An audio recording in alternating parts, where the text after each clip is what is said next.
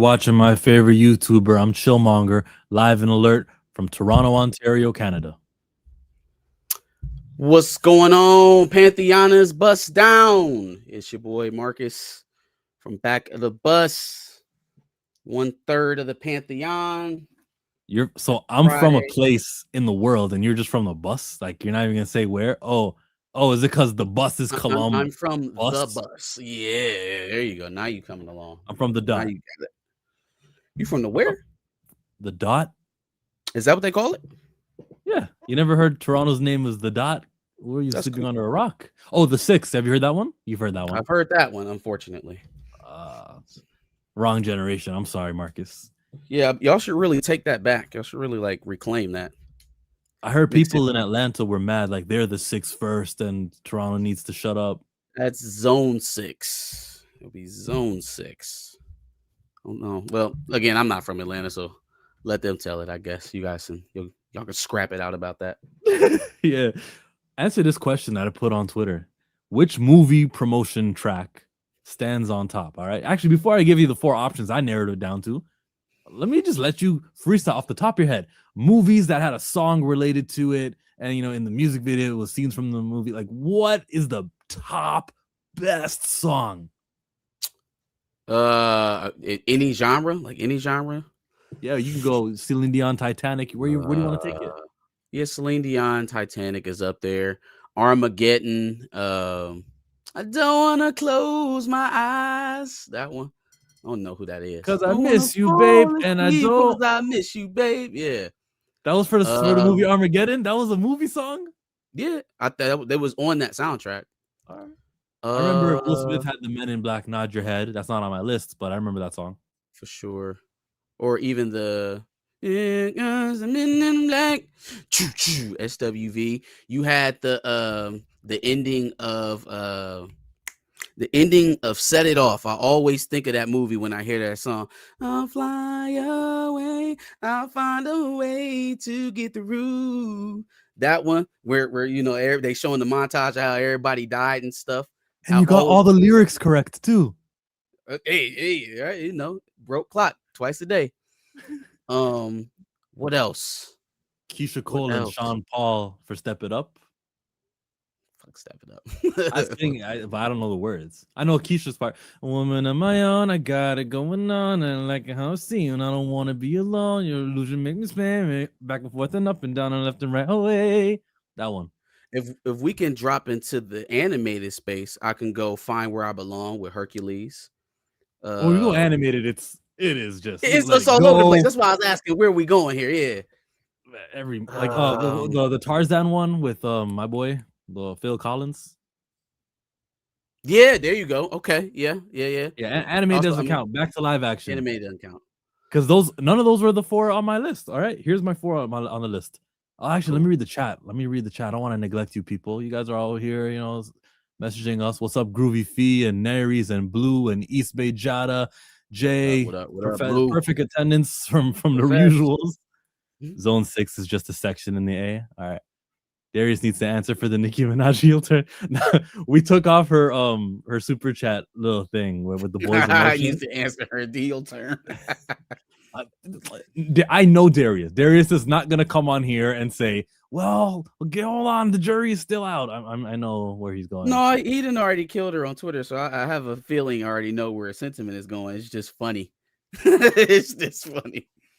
Faith Evans, hopeful. Yes, I am hopeful for today. Take this music and use it. Let it take you away. That's a good one. Oh. Freedom Riders. My favorite movie. Yeah, no. Remember the Titans. Ain't no mountain high, ain't no valley low, ain't no river wide enough, baby. Was that already a song though? Yeah, that movie came out. Yeah, but most of these songs were already made before the movies put them in there. It just kind of synonymously known because of the moment. At least that's what I thought we were doing. No, I'll take it because I do synonymate. That's synonymate. I associate. Associate. There you go. Yeah, they're synonymous. There you go. Yep. Yeah, that's a hit song too. Like, and they had a couple of songs in Remember the Titans that they would sing. And everywhere we go. Where else? Where else we going? Freedom Riders. I said right. Just any type of song that plays at the end of the movie where they got the fonts and they describe what happens to the character. I'm trying to more like end of movie montage, like singing situations. Is Missing You? Is this the song about Puff? No, I mean, Biggie. Because two of you said I it. don't know what movie we're talking about. Yeah. Isaac Hayes' Walk On By, Dead Presidents. I don't know this one. Good one. What movie? Dead Presidents. I don't think I saw it. It's about the military guys bringing the drugs back over after they left the war. Happy New Year's. Transformers, you got the cut. You got the power. I know the song because of Fatal J. I know it. Hello, Tony. They're all great. Powerline from a Goofy movie. We said, man, tell him, Josh. Tell him. When we listen to each other's eyes, we find a level to fall apart. I'm gonna do Powerline. What do they call it? A cosplay. That's gonna be one of the Halloweens on stream. You heard it here first. For the first time ever. We did the clips. Set it off. Ain't no way I'll do a stream without talking about the Damson news. We can do Damson, but like we're gonna get there. We're gonna get there. Well, and what are we gonna say you haven't already heard? You know, for sure. Oh, for sure. We got an early super chat. Go ahead. Let's get it.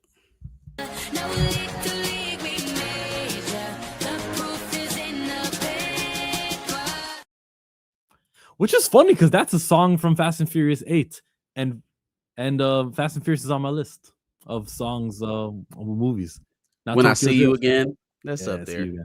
Arthur Rose, hello, $2 super. He says the best anime original soundtrack is Attack on Titan for me. Yes. I mean, for the sheer lack of catalog of animes, for me, it has to be Attack on Titan. So I'll concede that point. Yeah, I'm also someone who doesn't watch everyone. I saw Dragon Ball. I saw all the Naruto. I respect Attack on Titan. Naruto is gold tier status. Nothing beats that. Like I associate sadness and sorrow. That's the name of the song. And nothing beats Naruto, but Attack on Titan is great. Phenomenal. For sure. Sasageyo, Shinsei Sasageyo. That was it, right? The heart on the chest. I remember that. Thank you for the super. Oh, no. Dog, we left out if we talking about songs, epic songs. Yes. I mean, but you're not gonna come along with me on this one. What? Game of Thrones, The Reigns of Castamere. Like we could go. Oh, you could go. You could do Hunger Games. What's that song? Are you coming in the trees? They hung up a man. They say he murdered 3. Strange things have happened here. Stranger would it be if I came? Are you in the hanging tree? Yeah, what was that shit? Then The Reigns of Castamere go hard too. It's a very sad song when you actually learn the history of it. But yeah, man, there's a lot of them out there. There's a lot of songs. My list was See You Again, and then I had Shake Your Tail Feather, Bad Boys 2. I had Lose Yourself, Eminem. That was a moment. These kids will never know what Shake Your Tail Feather did to us back in the mid 2000s. They have no idea, nor will they ever know. Lose Yourself, Eminem for 8 Mile. I saw him performing that on an award show like last year. That song, and he did it. There are arguments that song still to this day is like a large percentage of Eminem's legendary status. You could make that argument. I don't make that argument, but I feel like it could be made that if that isn't there in unison with the movie at that time, probably not looking at Eminem the same. And then Seal, Batman Forever, Kiss from a Rose. That's a banger. Epic song. I don't know if I associate it with the movie though. You didn't see the music video. Okay. I mean, again, I just don't know. Out of knee-jerk reaction, I think of Batman Forever when I hear that song. I hear you. I could be wrong. Chat, let me know. Am I off base? That was funny. Didn't think we'd go there. I got Tori and Rain Reloaded joining in. He'll be here. I think he's doing another stream right now, but he'll pop in. But we don't need him. We got supers.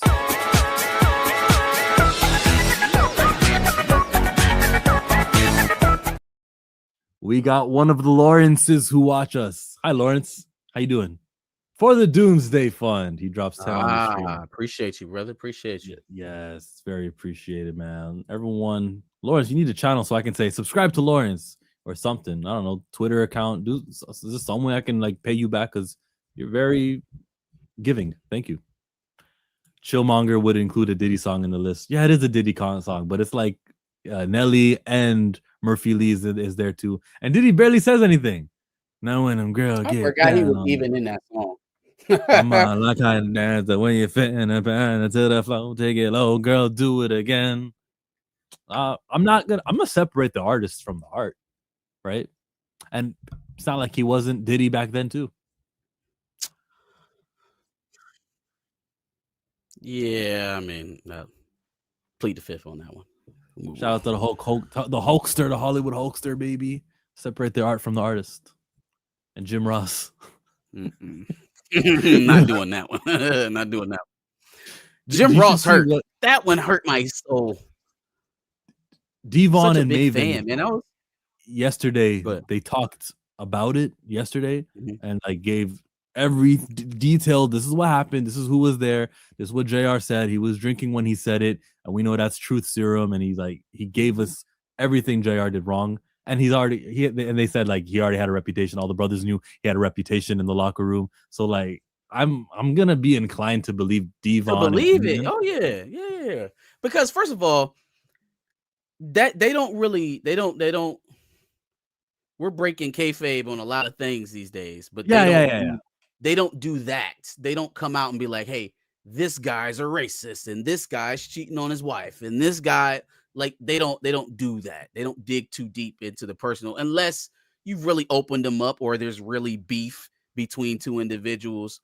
So to hear it so consistently is really heartbreaking, man. Especially, I feel like I was just talking to you a few months about like, why isn't WWE like acknowledging his cancer battle or nothing? You feel like it'd be a easy thing to kind of just like do a tribute or I don't know, drum up some positive PR. Fuck him, I guess. Yeah. He just did commentary in Tulsa, Oklahoma. Darius was at AEW yesterday, and he saw it live. You said who was at AEW? Darius was not at All Elite Wrestling, but they were in Tulsa, Oklahoma, where Darius, the state Darius resides in. What do you think? Before you move on from that, because I got to catch you on wrestling while I can. What do you think about the call up placements? Javon Evans on Raw with maybe Obafemi and then Trick Williams on SmackDown. What do you think? I want the last two men in the Royal Rumble to be Javon Evans and Obafemi, or Trick Williams, interchangeable. Any one of them. That'd be crazy. That'd be nuts. It'll be signifying like no matter who wins this Royal Rumble, we've decided the future is now, and NXT is unwatchable, bro. I got Tavion Heights who I can watch, but really, there's really no skilled Black pro wrestlers in developmental anymore. But that's the point. TNA. Oh, TNA's got you got the guy, the champion. Yeah, the X Division champion, Leon Slater. Yeah, man. The man NXT was really they were putting up some good people here. A couple people 2004 CW in the funnel, I think. What's that? You cut off. It was 2004 CW. What was NXT? There's just a lot of Black talent there. There still is. I'm not saying that Dark States isn't. One-on-one, Moesha, Parker's. You know what I meant. But yeah, that's the wrestle talk. Let's go to another super.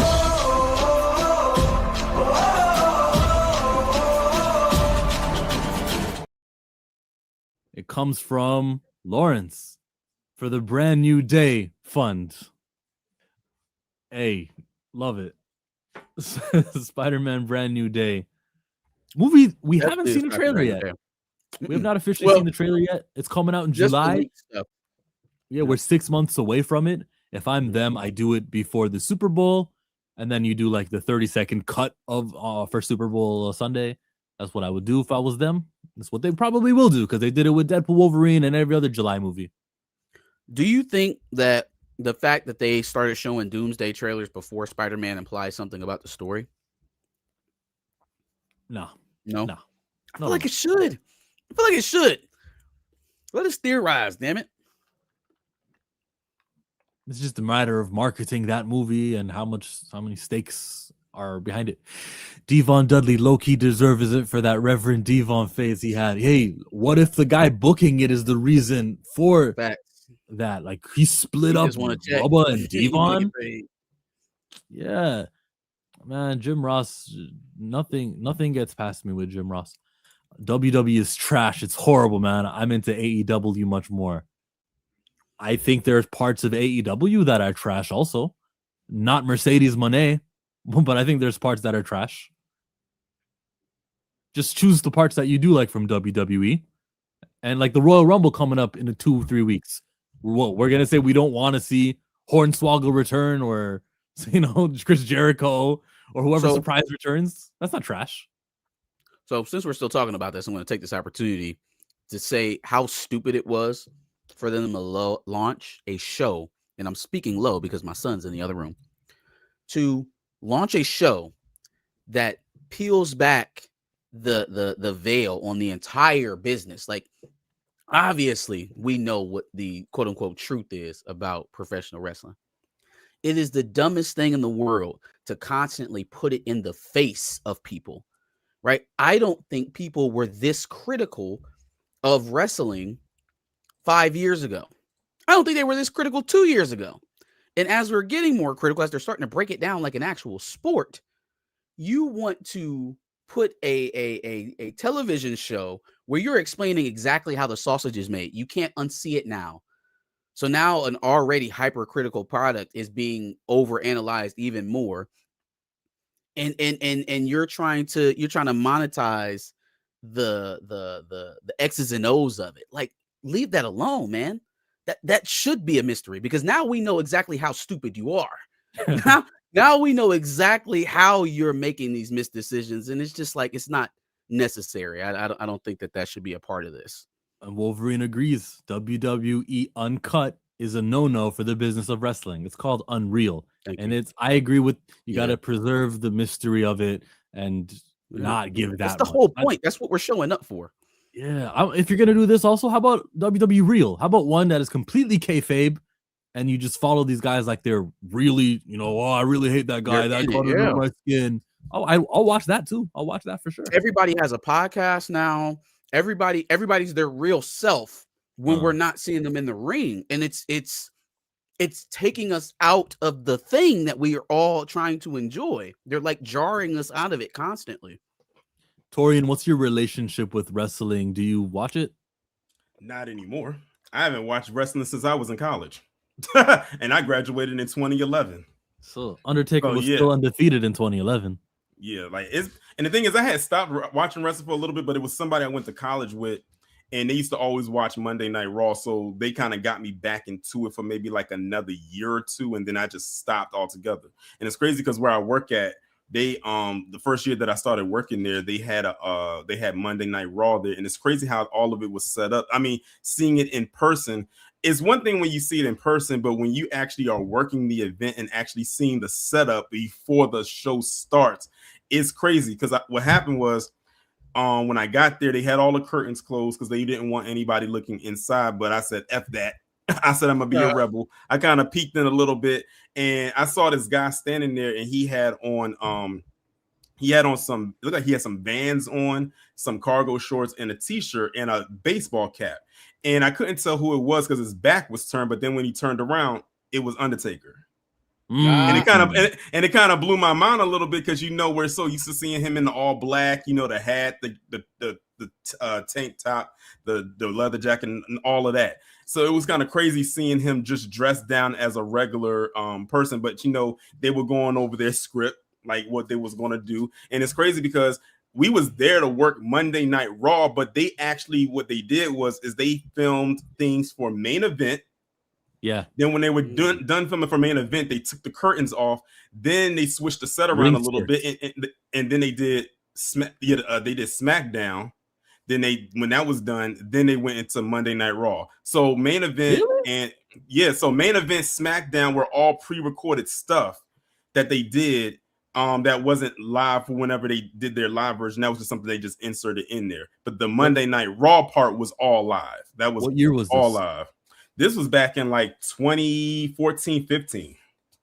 Somewhere around that time. Was it around the holidays when it happened? It might have been 2014. That's my question. It was probably like a holidays edition or something where they had next week off or something. When they go through their holiday tours, they record in clumps so that they get a little break. It might, you know what, it might have been, because I think it might have been cold around that time when they did that. But that was the only one I worked. But you know what's so crazy? I missed a major opportunity to work John Cena's last match. My job won the bid for the main event, which was John Cena's last match, but I didn't work it because I was supposed to go somewhere, but where I was going ended up getting canceled. So I was like, damn.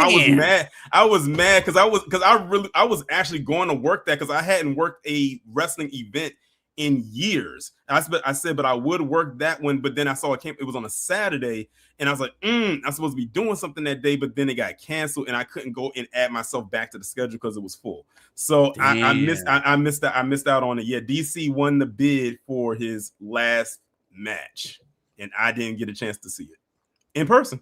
But you know it is. I didn't know they was doing that. TKO bid off the location for his last match. It was supposed to be Boston, and then Verizon Center or MCI, whatever it's called, the DC. Wow. What's it called? MCI Center? It's called Capital One Arena. It used to be MCI Center way back then, and then it became Verizon. Now it's Capital One. Oh, so I got every name but. I'm sorry. This is the most recent name change right here. Oh, where are we going to begin with this one? Let's have some fun. Let's go to James Gunn's favorite hip hop songs. Jesus. Oh, Marcus, I see you getting out in the trenches over there on Twitter. Oh, you know, I gotta get in there. You know what I mean? Y'all are going crazy over there, and I don't even know how some people popped up on my timeline, because I'm not following y'all. But Mirror by Night and Tina had like 75 notifications in that thread, just going all night. They having conversations so far down from what it started on. They ain't even talking about Black Panther no more. they was just gabbing. All right, my bad. Y'all go. It's all good. So it's a 3-man stream. James Gunn here. These are his favorite 2025 hip hop songs, and he goes, "The old guard is dead." He goes, "Sorry, I'm not even playing the right Instagram post. Hold on a minute. It wasn't that one. It was this one. You can't see because I'm not sharing." Tina said, "Don't talk about me without an invite." Her ears was perking. That's why I wasn't saying that bad. I'm just saying you and Mira was going at it. This is the one I was looking for. James Gunn's favorite indie songs. Copy, paste, and should be on screen now. I hope it's on screen. It is. Yeah, but this isn't the page I was looking at. I think I gotta log into Instagram. We'll do this next week. Forget it. Next topic. Let's talk about. He said, "F it, I'm not logging in right now. Let's put it to next week." Let's just do it next week, bro. Let's just do Cross, because I got to see the trailer. I did not watch it. Torian linked me. I tagged all of you. I did watch it. It looks very good. Like, I mean, great. Well worthy, because it got greenlit for that second season before the first season even started. I wouldn't be surprised if it gets greenlit for a third season. Oh, it's coming. It's coming. That is the closest thing to a premium series on Prime. The closest thing. It's higher quality than The Boys. It's higher quality in terms of storytelling. I feel like it's even elevated from Invincible. It is the premier show on Prime, bar none.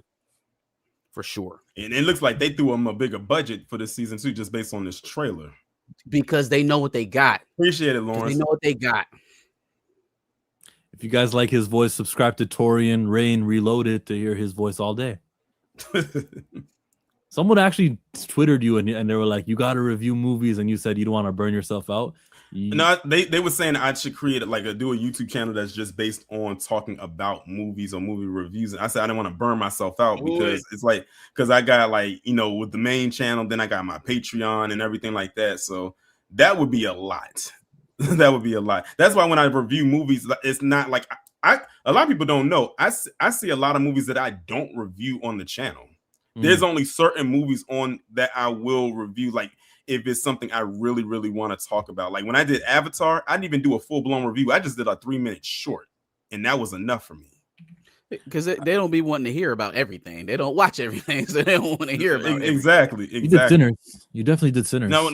Oh yeah. Well, see, the thing is, you know my audience. They was looking forward to that. Just like when the Michael Jackson biopic come out, they going to definitely look forward for. First of all, when that comes out, that might be a whole live stream. That I don't think I can conduce that to just a pre-recorded video when that movie comes out. That has to be a live stream for that one.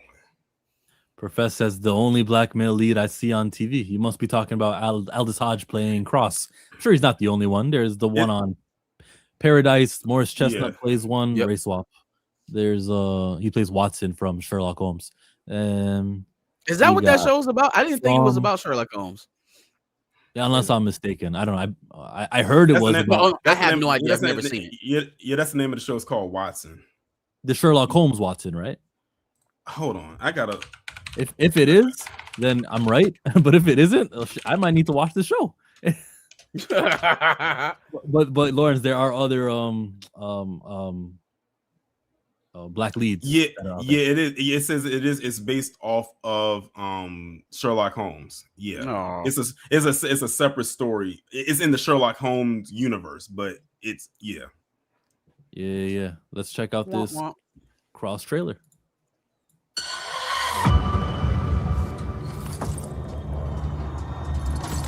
You know, it must be so hard for you. Sign up to fight for truth and justice. But do you know what that badge in your pocket makes you?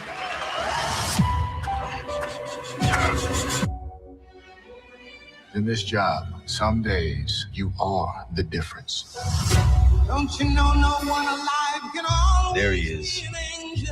Detective Alex Cross, MPD's resident genius. When everything goes wrong, you see somebody. Are you familiar with Lance Duran, Crestbrook Industries? We will end world hunger forever. Someone's trying to kill him.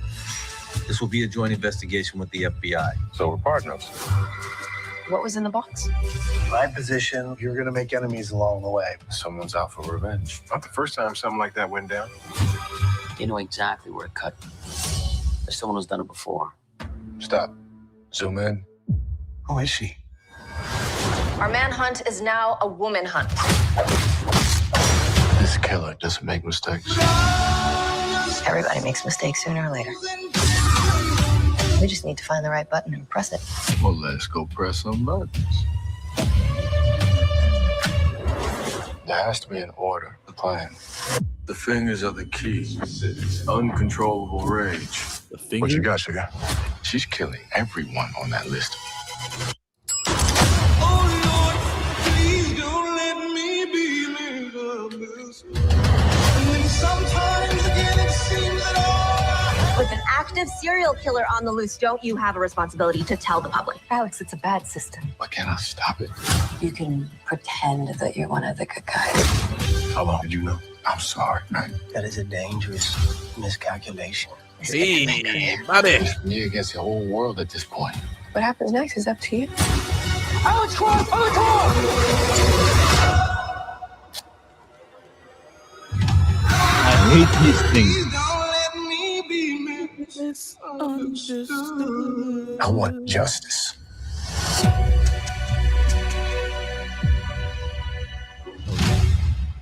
Tarot cards and all that stuff. I hate that. Looks like he got a promotion though. He's like super cop. What is he? Oh, he comes the tarot cards. What's wrong? Maybe with he tarot becomes. cards? Maybe he becomes the chief because the other chief is trying to become the mayor now. Don't ignore my question. What's wrong with the tarot cards?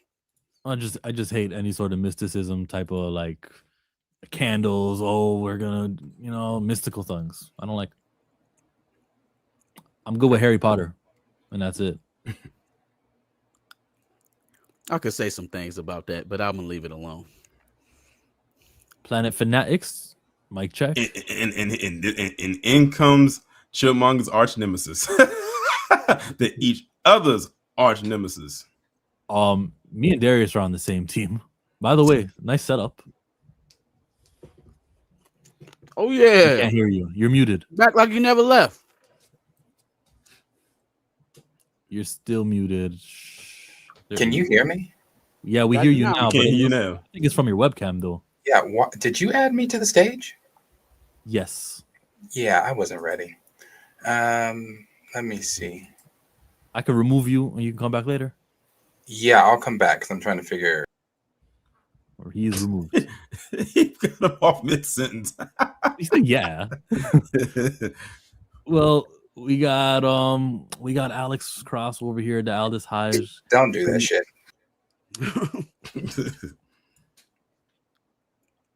And of course, I'm gonna have a bias, and I said it when the first season was on. Of course, I'm gonna have a little bias to the show because it is shot in DC. Even though I don't live in DC, I live close to it. Those are the Toronto subways. Don't tell me that that's DC subway. This is base station. I know that. Well, I know that's not DC.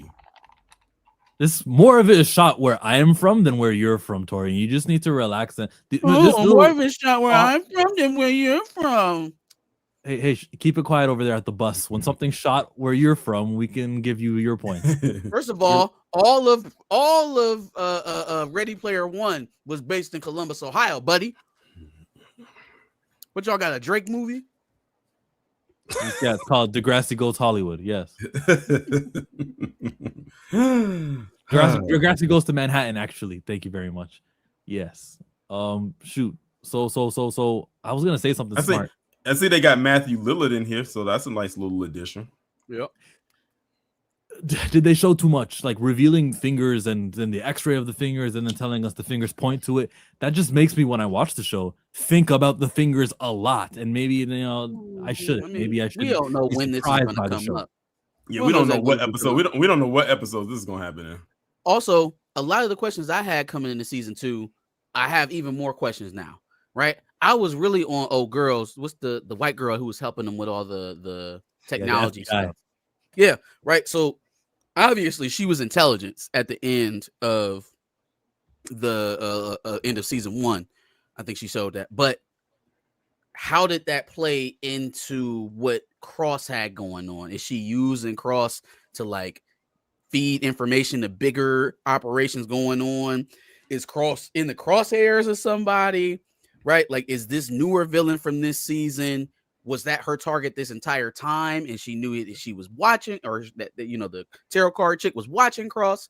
Like, at first I thought she was the bad guy, but now I'm thinking, no, she's an intelligent. She's a tool. Who's using her and for what reason? Yeah. The bad guy's the one with the candles using blood to X out people on a snake and on Clefairy and all the other. King's Protocol, you are absolutely wrong. Absolutely. Or you could be right. Just don't complain about nothing else that's black on TV. I don't want to hear it. Apparently, I don't know if y'all also saw, but I think they say Yaya is supposed to be playing Creasy in the Man on Fire series that's coming to Netflix. I see you post about that. Cool. So yeah, I had tagged you in it. So I feel like anytime I've ever heard about that character, it was a black man on screen. So I mean, if it's a race swap, it's kind of news to me. Man. Yeah, that's that. Of course, Denzel played him in the movie. I was about to say, like, I love Man on Fire. That was a good movie. It's a Denzel Washington classic. So if they're recreating it, this is just one of those instances, and this is probably like the only veer off point where me and Chill, kind of split ways on the race swap things, is that you can't deny success. And so Man on Fire, to me, recreating that character, Creasy, as a black man seems kind of, it seems more than necessary. It seems like has to happen. Oh, Has to happen. Lauren said if I Denzel mean, it did, character you is know? black now. Yeah, he's black now. You know what I'm saying? Ain't no going back. Ain't no going back. But because now everyone's gonna associate that character with Denzel. With the black as far as the original goes. Now that is the exception and not the rule.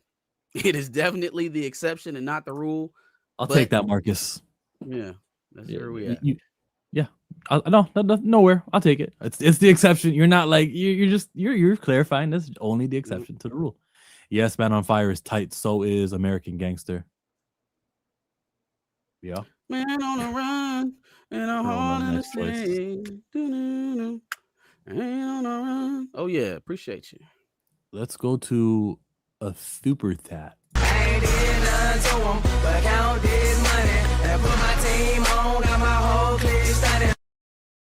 I am too fly. Stephen A. Smith. Him and Nikki are pathetic. Who's more pathetic? Because I saw Stephen A. Smith be early to the party to condemn and say something like the police, they were acting within the law and just volunteering an opinion, not about Draymond about Green the lady who got shot. Yeah, I'm with you. I'm too fly. I think Stephen A. Smith. Maybe Nikki upsets me more though. But maybe that's misogyny? Do we have less tolerance for the lady? I don't know. No, I think Stephen A. Smith's. I think his ambitions are for political office. I think Nicki Minaj's ambitions is just association. I don't think she wants anything tangible. Her ambitions are a pardon for her brother and her husband. Maybe, right? But I mean, she seemed to have been comfortable with that situation this entire time, anyways. So she ain't tripping. You know what I'm saying? He out and they living their lives. And she's technically still more so a Trinidadian citizen than she's a U.S. citizen because she can't even vote. Yikes. Well, my thing is that I think her angle is elevation through association. I think in the political circles that she was playing around with on the Democratic side for all those years, got her to where it could get her. It stalled her out.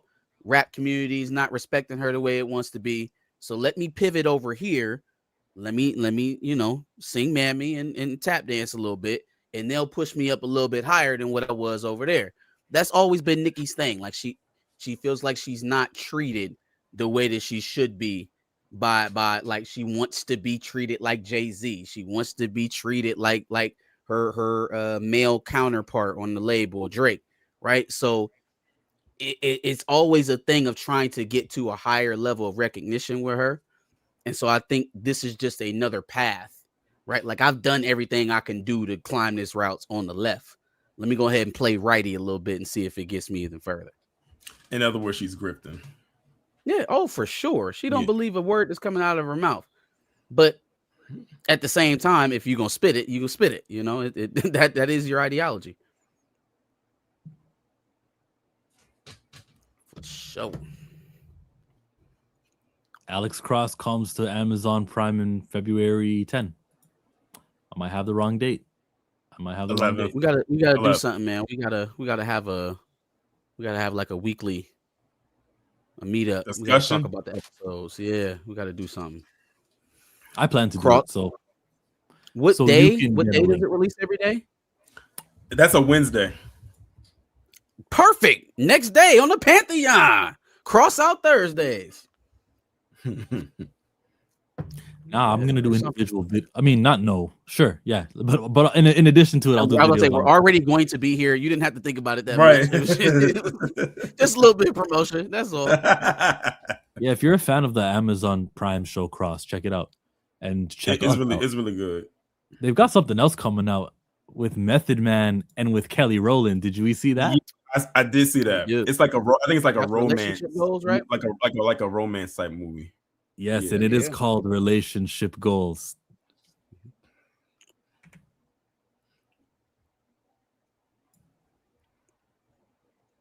Whoops. There we go. Showrunner at MediaCorp. The question isn't who's gonna let me, who's gonna stop me. The higher-ups want to bring in another candidate. What? I didn't get the job. Now it's between me and Jared Roy. They have history. Like history? We dated, and that's why I have a list. College graduate, proper dental hygiene. What? I know what I want, and I know what I don't. It's good to see you. Those soulful eyes, that chiseled jawline, and those washboard abs. Whose team are you guys on? So let's hear your pitches for Valentine's Day. This book changed my life. It's about helping people succeed in love by using their faith. Leah, you're going to produce this with Jared? What? It's my story. She still wants me. Do you have feelings for him? Yes. Anger. I want this job, and I go after what I want. I'm panicking. You need to find your inner peace. Dating around might be fun, but I promise you, it's gonna leave you feeling empty. What if that person's just empty? Don't listen to him. Ladies, this book is speaking to me. We all need to fix our aim. If I found someone who fit the list, and my aim is Think like a man. So Team Denial has entered the group chat. Word. I'm walking a different path now. Dating with a purpose. you're still a player. But I'm gonna get to know each other for 90 days. No pressure, no sex. Do you mind if I just... I'm gonna die alone. Did I tell you what Dan did? Is it worse than me getting ghosted? Not ghosted. Excuse me. We don't know this man. See you on the plane, Queen. People change. Figure out who is worth investing their time in. Is it hot in here? We are going clubbing and we're gonna have some fun. You guys ready to bounce? Yes. Absolutely. Thought you'd never ask. What do you say we take the night off from being mortal enemies? One condition. We go back to hating each other tomorrow. Text from Candace Dancing Girl. Thinking about you, Big Daddy. No, disconnect. Don't leave her hanging, Big Daddy.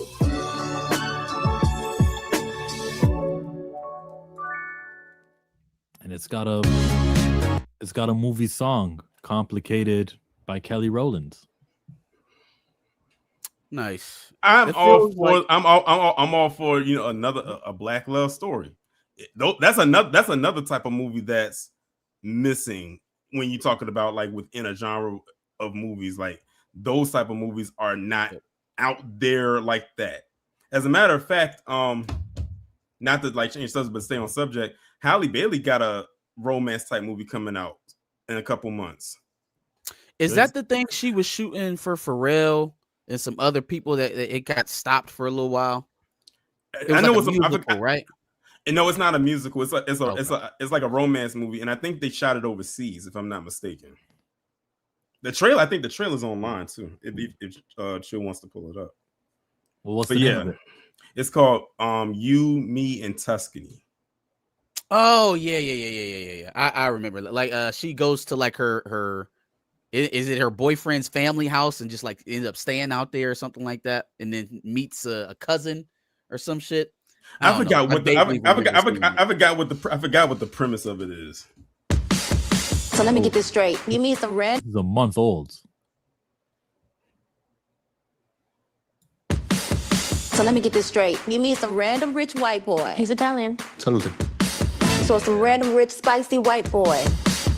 I'm not there. And you think that that's a sign to fly to Italy tonight? It's not about him. He doesn't even live there anymore. But he told me about his big old villa just sitting there. Empty. Don't come calling me from no Tuscan jail.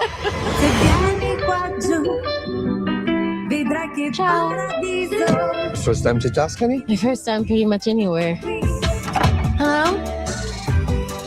Who leaves an engagement ring in a junk drawer? What are you doing here? Arresti questa donna! This is all a really big misunderstanding. Dio mio! She's marrying Matteo! Yes! I'm marrying Matteo! What? What do I do? You can pretend to be his fiance, or you go to prison. Either way, it's very romantic. Anna, this is Michael, my nephew. I gotta get out of here. Oh! Buongiorno. Gabriella wants to give you a tour of the vineyard. Why? Aren't you getting married there? Oh.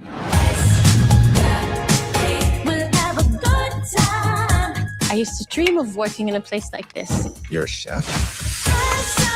You belong here. EDG is gonna hate this.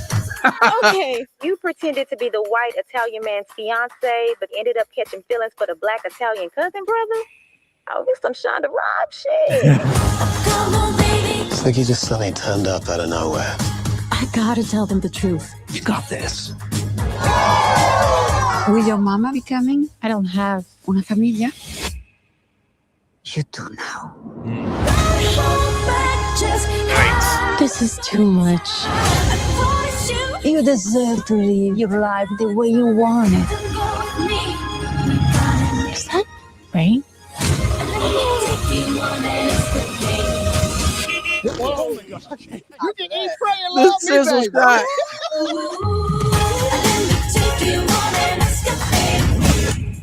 Mateo, what are you doing here? What am I doing here? What are you doing here? Story by Ryan Engel. Hey, Yeah. Phil Williams.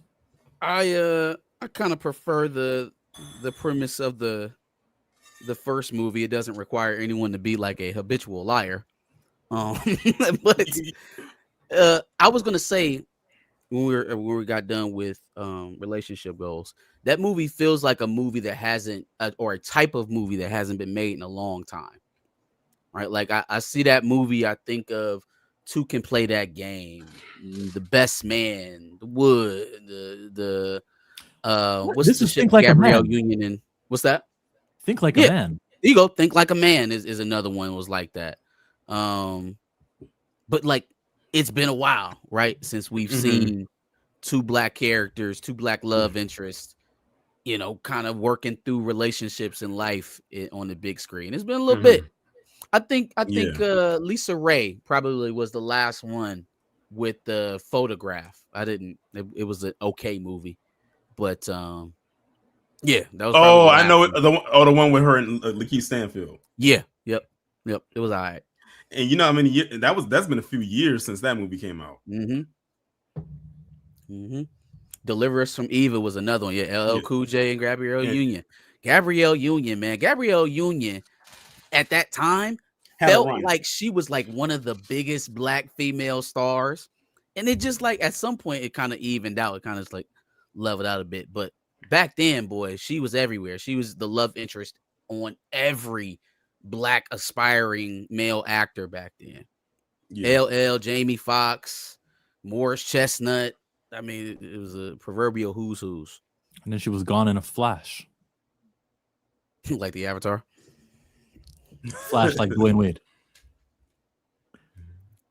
I didn't pick up on it. How many of you guys saw on Netflix the brand new show His and Hers? I got to watch the first episode. It stars John Bernthal as the male, and on the lady side, Tessa Thompson.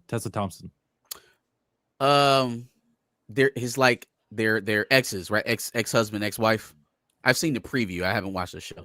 Yeah, they shouldn't have given that away, that little twist in the preview in the trailer. But yes, they're together, and there's a relationship history there, and it's just a murder mystery, bro, and nothing too complicated about that. It's just murder, and Tessa Thompson's in charge, and she does her thing. I'd say watch more of it. How many of you have seen episode 1 of? I haven't seen it. I haven't seen it. Just came out today, so I mean I don't blame anybody. January 8th. It's funny you bring up like murder mystery because have y'all seen Wake Up Dead Man? Wake Up Dead Man. That's also it's the third one in the Knives Out franchise. Yes, hell yeah. Benoit LeBlanc. I enjoyed that movie. I enjoy the Knives Out movies. I honestly like all of them, like Knives Out, Glass Onion, and I like Wake Up Dead Man. I don't know what it is about Rian Johnson in Star Wars movies, but he is excellent when he's with these Knives Out movies. Like this right here, so good when he's not doing that. This is his lane. Like he needs to stick with doing these type of movies. Because it, like, if y'all have not watched Wake Up Dead Man, please watch it. It is watch such it. a good movie. If you haven't seen Glass Onion, go see Glass Onion. Glass Onion was really good. It was really good. It was so good. And what I like about it is people think they can go into these movies and they're gonna figure it out. You don't figure it out. I promise you. You cannot. Every which way. It's like okay, it's like I know you're not gonna get me this time. You're gonna put this out there and make it seem like it's this person, but you're not gonna get me because I know it's not this person. I bet you it's this person, but then we be wrong, and by the time we get halfway through the movie, I just throw my hands up, wave the white flag, and said, you know what, I'm just waiting. Yeah, I give up. I wait for the reveal. you are so right about that, and that's why I was going so hard in them comments yesterday because don't give me fucking lazy ass storytelling or writing and then tell me that that's justification for like overriding lore. Like what Rian Johnson does in his movies puts other creators to shame because he's leading you in certain directions without saying it, without talking, without putting it front and center or zooming in on it or hand holding you through the steps. He leads you there by what you think you picking up on your own. And then all of a sudden he turns it on his head and we're going in a completely different direction. It's masterful. And then I have to sit up here and argue with folks. Well, technically, and Rich, shut up. Tell him to write it better. Tell him to write some shit like this. And then on top of that, like not only that, but Rian Johnson, it's like I don't know how he does it, but he manages to get some of the biggest top actors to be in his movies. And I'm not talking about getting 5 people. He'd be giving like 10 people at a time and just Josh putting them Brolin, in. Glenn Close, Mila Kunis, Kerry Washington. Kerry Washington was in this movie. Yeah, man. Yeah, it was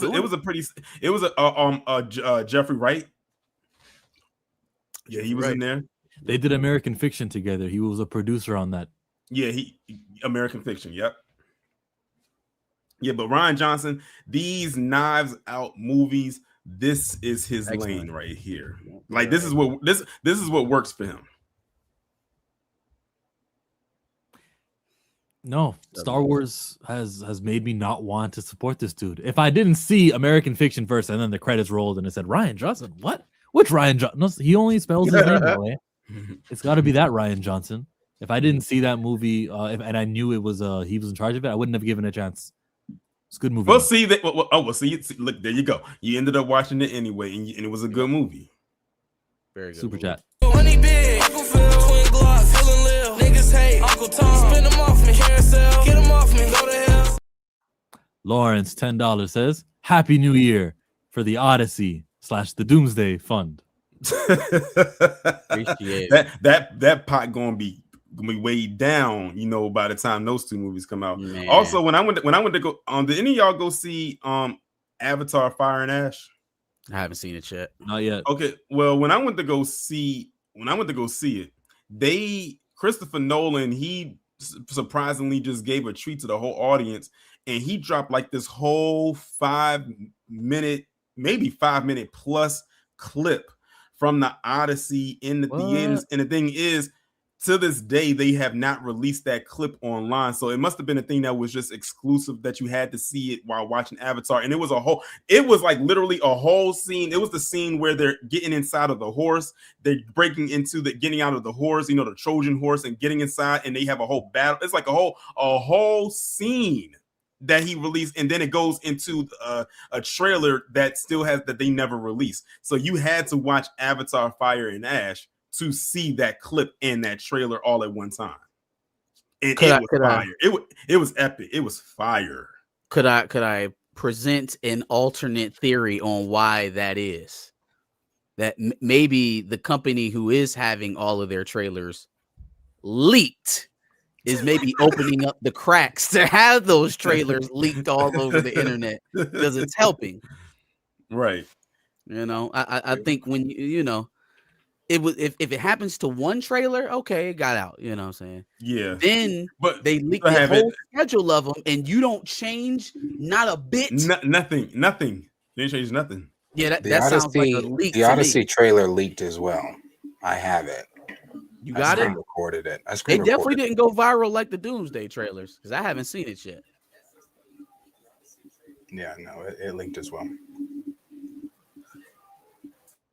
But I am looking forward to Odyssey. I remember reading that when I was in high school, and it was in our book that had all these other stories in it. And I remember the Odyssey being the longest story. Like that, the Odyssey is a long story. It is a very long story. Like when in the Odyssey, basically all it means is a journey, and that story did feel like a journey because I don't know how many pages it took us about a month to get through that one story, the whole book. Like it's a very long book. So I trust Christopher Nolan is gonna, knock this one out of the park. He tends to be one of those directors that you can pretty much depend on to make a good film. How do you think they're going to handle some of the mythological stuff? Like obviously the Cyclops is a big part of this saga. That was in the trailer. They kind of showed the silhouette of the Cyclops. We could assume it was a Cyclops, but like, do you think it's going to be like a real life 8-foot monster with one eye, or do you think they're just going to like?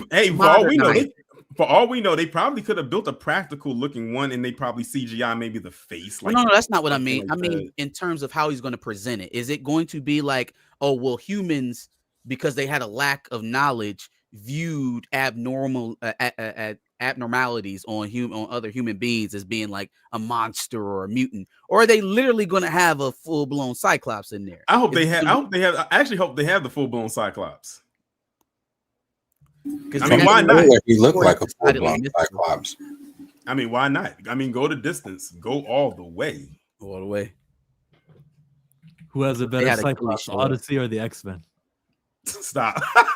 That's crazy.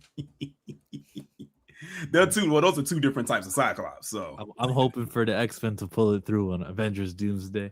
Well, I will say that the X-Men trailer for me was the best one that they released, hands down. I said the same thing. The X-Men was the most, the only thing that kind of got your blood pumping, like, oh shit. And I think it was more anticipated too, because people have been wanting to see the X-Men in the MCU for so long, and the way that they presented that, especially having Cyclops, Scott rip off the visors and he shoots the blast. And I said that is how the blast out of his eyes is supposed to look. That looks straight out of a comic book. Like that's how it's supposed to look. Thank you for the memberships to the channel, CJH, Kingsport Cal, Steve over here also with 30 months of membership. Appreciate that for sure.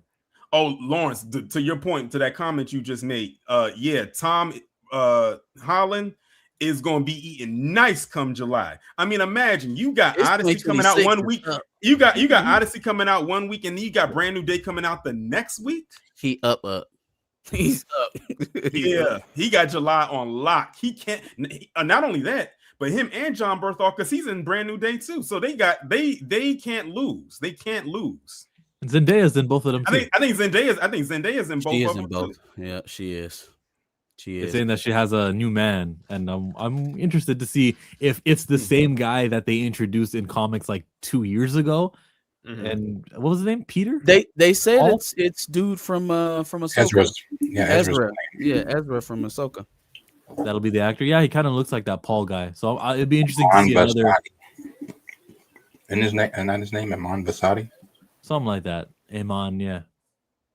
No clue. See that dude. You gonna get this new toy? Oh, that's Static. That McFarlane Static. They did Icon a few months back. It's Static's turn now. So I guess that would mean that sales warranted trying it out with Static also. This is like his debut look. Yeah, this isn't their first Static though. Zendaya and Dune too. This is like, my God. McFarlane has, I think this is their third iteration of Static that McFarlane figures have done. Is that right? Like if they ever decide to do a Static movie, this is the look that I want to see him in. Of course, everyone's going to want to see the Static Shock one that we saw in the animated series, but I want to see him in his original suit first.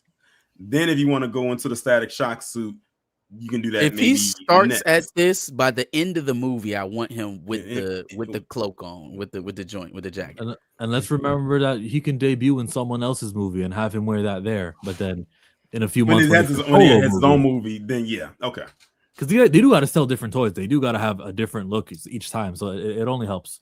Speaking of DC, I know we got Clayface coming up next year, and You know, And don't they forget, sing to it. and also don't forget Darius's favorite Batmite. I gotta do Batmite, it. yeah. I Like gotta all of do that's it. all of that's coming or whatever. But Matt Reeves Batman going and getting Sebastian Stan to play Harvey Dent, and they already got ScarJo. Hey, listen, man, listen. And somebody did a mock-up of Sebastian Stan as Harvey Dent. I'm not even gonna lie, that AI imagery looks kind of fire. This shit is about I'm to not even go. gonna lie. This shit is about to go. Okay, I mean, I think we're gonna have a come to Jesus moment. Like, we can keep kicking this bucket down the line if we want to, but I can already see where this is lining up. They're gonna do the Batman 2, right? And it's gonna kill. It's gonna do more than the Batman 1. Then they're going to start rolling out. If they even get that far, they'll start rolling out Brave and Bold, and then it will get kind of middling responses, maybe a little bit confusion from the casuals. And then there will be a serious talk with James Gunn. Like, hey, listen, do we need 2 Batmans? I mean, you got one that seems to be going pretty well. Work it out with Reeves. Let's find a way to make this work. Because this is not, Mr. Cut the check and walk out the door Zaslav anymore, or at least it doesn't seem like it's going to be. I thought you meant It's going to be some folks that's going to be, he has to actually report to. So why... I don't see this thing going away, man. Like it was a $700 million film to begin with. It's only got up to go from there. And I really appreciate Matt Reeves' vision on Gotham in general. So I don't know, man. I never really thought 2 Batmans was going to work. I think it even less than now.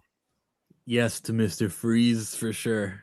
I would like to see Mr. Freeze, especially in this with the technology we have now. We ain't going to talk about that one back in the 90s, but I'm talking like with the stuff that we have now, what Mr. Freeze could look like. I mean, there are so many dope designs concepts they can have, just how they can have him look.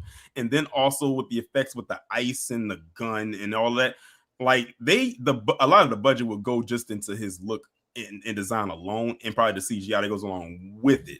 But see, I don't think Reeves would do that though. I don't think he would go into big, heavy CGI. He's already kind of showed us what his villains are in Gotham. They're human beings. Yeah, because right? the Batman was very practical. Yeah, it's very practical. So when you look at something like the Riddler and how he presented him, I'm thinking like a sociopathic serial killer.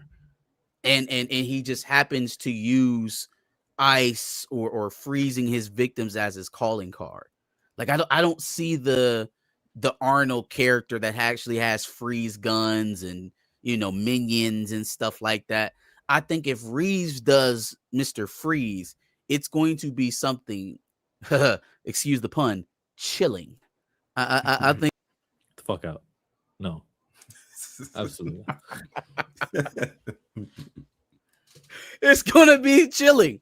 I think it's gonna be like a more towards the horror side of things, or at least the killer side of things, slasher, serial killer. Wasn't Hush allegedly supposed to be part of this Batman 2 movie? Wasn't it Hush?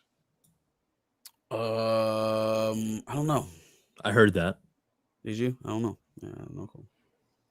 And I think I also heard something about the Court of Owls was going to be there as well. That was in James's thing. Yeah, he was trying to do the Court of Owls with Damian, but like you jumping way down the line, brother. Like you getting way into some stuff. Bruce pop out with a whole kid. We're gonna be like, man, where's Dick? Pause.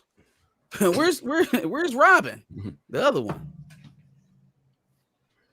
But I guess we'll have to see what we gotta see what the future holds. Yeah. I just thought that was interesting. Super chat. That part, I just want the paper. That part. This one comes from Jay the Informant. $2 sucker. Batman 2 needs to bring in the big guns. Penguin. I'm sure he'll make an appearance. I don't believe that they won't do what's Miliani's character's name again? Sophia Falcone. Falcone. Yeah, Sophia Falcone. I don't think they'll snub her and Oswald. Like one of them, just based off the sheer popularity that the series got. I would like both of them, but one of them has to appear. And maybe that's a perk of that show or the movie taking so long that they got to get the feedback. And it's not like, too late, we already filmed Batman already. Yeah. We didn't know. You know, that's why T'Challa died in Infinity War, because they didn't know. But you know, they can film or write in some extra scenes just so that they say they had Falcone and had Penguin. And that's why I like when they did Penguin, that they didn't have any like major references to Batman in that show. They let the show stand on its own, and you didn't see anything Batman until the very last shot when you saw the signal go up into the sky, and then it cuts off. You like that stuff? I hate that stuff. I like it. All the inclusion. We're in the same city. That movie matters, and he's gonna appear here. They mentioned it, right? They mentioned stuff from the Batman movie, like when the Riddler had the flood. When the flood, because that's what happens. That's why the city looks the way that it does. Because it was just impressive that he was able to tell a coherent story about a DC villain without acknowledging the star, without acknowledging the face. That I will say that was one of the more emotional parts of the show, was with Vic's story when his family died because of that flood. That was definitely one of the more emotional parts of the whole show. Jeff Snyder says Gunn is casting Wonder Woman currently. This man can't focus. I'm not surprised. Why wouldn't he be casting Wonder Woman? Man He can't focus. He's supposed to only do one thing at a time? No, but dog, why did Wonder Woman should have been cast before we made a Clayface movie? Wonder Woman probably should have been cast before we made a Supergirl. If we just keeping it true. So like the fact that we still don't have a Batman, we're casting a Wonder Woman, we trying to hammer home Superman and his whole arc right now with him and Supergirl going back-to-back years. It feels like a lot. There was an easier way to do this. We need a Batman horror movie where it's the criminal point of view and we see Batman as scary. Isn't that what Clayface might be about? That's assuming he even shows up in Clayface. Right. And if he does show up in Clayface, and this is just what I'm thinking, it's going to be one of those things at the end where they're like, hey, Batman lives in the same universe that Clayface only exists in because of Batman. But you won't see that till the next film. The next what film? The next Clayface film? Either Clayface film or Batman. I doubt they're doing a second Clayface, but the Batman movie. We planted multiple movie arcs for Clayface, and oh, by the way, we're getting to casting Diana. We're getting to it. Clayfaces. He's moving quickly though. Man of Tomorrow started production. Cool. Yeah, a movie I actually care about with a superhero I care about. It's great. Yeah. I was about to say cool. So you can't wait to see Cars or L. I'm interested in it, but it's not. I can wait. I feel like that movie has to do so well to be considered a success. Like if it comes in just about where Superman was or a little bit lower, I don't know how you call that. What'll be crazy is if this movie actually did better than Superman financially wise. I think that would be positive momentum for them. I think that would be a sign of growth. If they could take a auxiliary character and grow the audience based off of what you just saw in the summer, that's positive for me. But I don't know if that's possible. Under Netflix's guidance now, does it matter if it does good in the? Because I think with Netflix, are they more looking at hey, once it's done in theaters, it's going to do great here on our streaming platform. I don't think because this movie's coming out next year, at least Supergirl is. So I don't think that they're it's coming out this year. This year, sorry, 2026. I forgot what year we're in. But I don't think Netflix will have they can't start making moves at Warner Brothers until their deal is approved by the FCC. So they're not calling any shots on the stuff that's coming out this year anyway. Now, Man of Tomorrow, maybe potentially. They over there floating the idea of 17-day windows for the movie. So here's that. There's that. I feel the hype for DC had died down. Gunn needs to bring the heavy hitters out because Marvel's getting the control of pop culture again. Thank you, Johnny. Now, Wonder Man is not about to do that in January. So if we just apply a little bit of foresight and think about the duds that Marvel has coming, and I know we're all jizzed. Oh my God, Cyclops was in the trailer. You sound like me now. They're about to lose some of that high fan morale, and Supergirl comes before Spider-Man, and it might be good. It might make people care. Lanterns will be next. If these things are good, Damon Lindelof is a phenomenal writer. You said they're losing the morale because of Wonder Man? Yeah, Wonder Man will bring morale down. Not just that one. There's other duds that they've got coming. I forget the whole slate, but there's a whole bunch of, I'm not watching that on their slate this year. Yeah, I mean, I don't know if Wonder Man brings morale down, because in order for the morale to be brought down, wouldn't people have to be watching Wonder Man? That's the point. Like, if they're putting out content that people are apathetic towards, they don't move any which way when it comes out, that doesn't project well for the major big time enthusiasm you need for a film like Doomsday. I don't feel like I don't really really kind of I've been arguing this whole time is where's the enthusiasm coming from? To be honest, I don't think that I don't think anything coming out outside of Spider-Man that's on Disney Plus coming from Marvel has any effect on the excitement for Doomsday. To the general audience who are not going to watch the movie, yeah, 100%. To the audience who are listening to this, a lot of the people watching now have seen Eyes of Wakanda, Friendly Neighborhood Spider-Man, X-Men 97, a lot of the viewers right now that we're talking to. But you're right, when it comes to the general, the casual viewer, they're not checking. They didn't check Agatha, just like they didn't see Secret Invasion or She-Hulk, and it won't really affect them. Well, I won't hold it against them if they didn't watch Secret Invasion, because that was some straight garbage. Yeah, I think the excitement for Doomsday, I think they've got, I don't know what everybody else is, what everyone's algorithms look like. I'm seeing it on, it's kind of 50-50. You've got your people that, I want to say 50-50 because I think it's three different groups. I think you've got your group that's going to hate whatever they put out, whatever it is, just because that's the popular thing to do. I think you've got your group that is with critical, actual criticism. And then I think you've got your group that just, then there's the normie group that's, from what I've seen, eating these little trailers up. They're loving this shit. Do you see RDC World do the video about the trailers? Who did? RDC World. Mark? Mm-mm.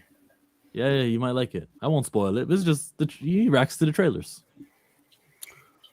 So I feel like the factions you described are pretty accurate. I feel like there is the people who are going to make their money off of Marvel's downfall if it comes to pass. I think there's people who are a bit sycophantish who are going to cry at the trailers, and that gets them on their local news. And then I think there's people who are kind of I think there are people who are kind of in the middle or are still skeptical. That's where I would count myself at. I think I'm still skeptical about what's going on. I want to see more about the story. And the one trailer that had the most narrative in it, that had the most hints or clues about what the setup for this movie is, it was a little underwhelming to me. I mean, I guess you can kind of get excited by the prospect of the underwater Mexicans being on land. But everything else in that trailer was just kind of like, all right, well, cool, I suppose. You got your Ben Grimm, which was the least seen character in the Fantastic Four movie that underperformed. You got Shuri Black Panther, which was part of another dud. Not that we don't want to see Shuri, but you got to call it what it is. It was part of Wakanda Forever. And then you got King M'Baku, right? It's just not. I would have liked to have seen this meetup that they did with some of the other characters that they chose to do the background stuff on. So the first couple trailers when we got so-and-so will return, so-and-so will return. Imagine if Steve's sitting there holding his baby and then all of a sudden, goddamn Bifrost burns in his front yard and there's a go Thor. We have to go, old friend. or something like that. That's a little bit more impactful to me than M'Baku and Ben Grimm shaking hands. I'm just, it's just me. Well, it also said Steve will return, not Steve, Peggy will return. The only one who got an "and" will return is your girl. The enemy of representation is quantity. It didn't say Thor will return. One guy. X-Men will return. I guess that's more than one guy. It's a group, but we know them to be one brand. It went Wakanda and the Fantastic Four will return. It definitely didn't say Black Panther, did it? Maybe it did say Black Panther. I thought it said Wakanda. It said Wakandans. It said Wakanda. Wakandans will return. The enemy of representation is quantity. They will always put 1,000 people into something and say, "Look, we're doing representation. Yeah, look at us." I mean, it doesn't have to be, but in this instance, it seems to be. I'm only talking about this instance. It would be the worst mistake ever to kill off Toby. No, it wouldn't. He's done his service here. We had the nostalgia appearance with Toby in the last movie. Well, why does Toby have to die? Hold on, man. He's an Elseworld Spider-Man right now. Why we got to kill off Toby? It's a new era. Leave him alone, bro. Okay, we better off some of them Fox X-Men then, because they've been done with. We've been done with them. We moved on to a whole nother generation of X-Men, and we was done with them too. Let's not try to rewrite history now. Like, we just been fiending for these Fox X-Men. They gave us a laundry room full of trash for a while, and it was a few hits in there, and maybe we're still nostalgic over the memory of them, being some of the first superhero movies that we ever saw, along with Spider-Man and stuff like that in the early 2000s. Yeah, and Blade. Yep, and Blade. But we got to keep it funky about what the performance was and how the reception was when those movies was coming out. That's what I found it very interesting that, yes, the X-Men trailer is the most exciting. It was the most exciting to me. It's the one that got the most buzz and most people talking about it. But when we had that in the theaters and Fox was running it, we couldn't stop talking about it negatively. So again, it's just part of my continued skepticism. How much is this internet fever around the trailers going to translate to people walking in the door? Yeah, but also with that, I think that, the people, when the X-Men were in theaters and people were dogging it at that time, that was under the Fox regime and under different who was that, Bryan Singer, under Bryan Singer and under things like that. Sure. People, at least I would even think the normies know who the Russos are. People know what they're getting with this. And I'm not at the place where I'm jumping up and down, excited, ready for Doomsday quite yet. But even these trailers, I'm going to give credit where credit is due. These trailers have been, minus that Steve trailer. These trailers have set the tone for something's coming. It's dark. It's the cinematography has been better. It has been a better look than what you have gotten in the past 5 years.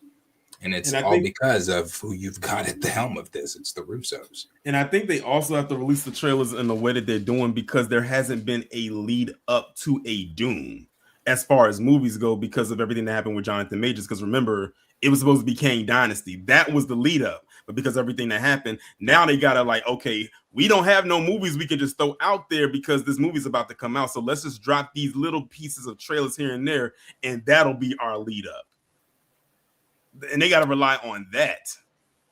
Yeah, I mean, you kind of taking the thought out of my head. Like that's exactly what this is. Like it is the lack of buildup that they've generated from all of the films they've been releasing over the last couple of years. Can you make up that difference in teaser trailers? Because that's what we're talking about here. Like we're talking about the four teasers. They're build up in the Super Bowl teaser trailers. Can you? I guess okay. The type of stuff that we got from Black Panther, Captain Marvel, Guardians, Ant-Man, that type of anticipation. Can you recreate that off of teasers? Absolutely. Okay. Well, and the reason, no. I mean, if we're being realistic, absolutely, yes. This is, and I don't know how we haven't seen that with these trailers that have come. And again, maybe all of our algorithms are different. I don't know what everybody's seeing on theirs, but just the buzz around these trailers, it's not Infinity War and Endgame level. No, At least they're not on that I've seen. That's a different time. But it is you're throwing again, let's just use the one everybody keeps talking about, the X-Men trailer. You don't think you give a full-length trailer? Let's say at the Super Bowl. Let's use that one. A full-length trailer at the Super Bowl with the X-Men, and you've got Doom and whatever the fuck is going on in the trailer with dialogue and action. If the X-Men trailer alone, that minute and 20, with just the X-Men, is getting people pissing their pants like, oh shit, the X-Men are back. Now I'm excited. What do you think a full-length trailer is going to do? Have they ever done a Super Bowl trailer for a minute 20 before? No. This was, I guess the Super Bowl one's supposed to be a full-length trailer. Have they ever done like when you say the Super Bowl one? Do you mean that during the game it'll play, or do you mean they'll put it out? They might play like and this is something they typically do. They'll play like a trailer that's made just to fit a certain amount of time in the Super Bowl, and then they'll say full trailer online. Yeah, they'll probably do it because I know they did that with Deadpool and Wolverine. So they'll probably do something like that. I have a memory of them doing it that way. They don't actually do the trailer on the Super Bowl because it costs so many millions of dollars per second. Famously, I think it's $8 million per 30-second trailer. Probably. And don't forget, some trailers drop the week of the Super Bowl, right before the Super Bowl, because that's what they did with Fantastic Four. They dropped the teaser for Fantastic Four like literally 4 days before the Super Bowl happened. Okay. Instead of dropping the teaser on the day of, because I think it's because of like spacing. Because you got to think, for a lot of these companies, when the Super Bowl happens, they got to get their stuff in at a certain time, like it's deadlines they got to meet. And whatever doesn't get there, they just put in there like to come out the week of, and it happens before the game itself. So to piggyback off of what Darius was saying, he was like, "What do you think the full length trailer is going to do?" I think it's going to go viral, just like the other leaks have gone viral. The issue is that there was nothing behind that was already supposed to push that momentum forward. And there's not going to be anything in front of that until you get to Spider-Man. I think that they are looking at a boost coming next year before Doomsday. I just don't think it's coming from these trailers.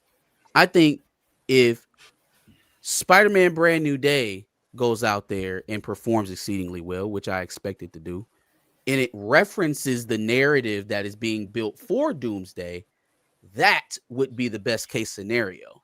Because now I've come to a movie, I paid money to go see a Marvel movie, and now it's promoting in this movie where I've already paid my money, right? We're trying to get back to connected universes. Now they're acknowledging that there's some sort of all-encompassing narrative happening again. I'm reinvested. I will come back and see the next movie in this anthology. If it's totally disconnected from Doomsday, I don't see how the hype from leaked trailers or even a Super Bowl trailer in February last another 10 months all the way into the following December. Spider-Man's not going to be disconnected from Doomsday. The events of Spider-Man will lead into Doomsday. The events of now, I'm not saying that people are going to watch Vision Quest, but the word of mouth could generate. I'm personally watching Vision Quest, but the word of mouth could generate people to watch Vision Quest. Vision Quest leads directly into Doomsday. And if the rumors are to be believed, cover your ears if you don't want to hear this, Star-Lord and Wanda are supposed to be in it. We'll see. We will certainly see. And I also believe, and also believe they're probably going to drop possibly a trailer, another trailer for Doomsday ahead of Brand New Day. Probably. Okay, so now how do we? Okay, so we have 4 teasers, and some of the teasers I don't think is actual footage from the movie, so that's probably saving them a little bit. Then you're gonna have a full length trailer before the Super Bowl, and then another one before Brand New Day, like a different trailer. Okay, now I don't like it. Now you're showing too much. Because you gotta think like the one that they dropped at the Super Bowl might be an official teaser trailer.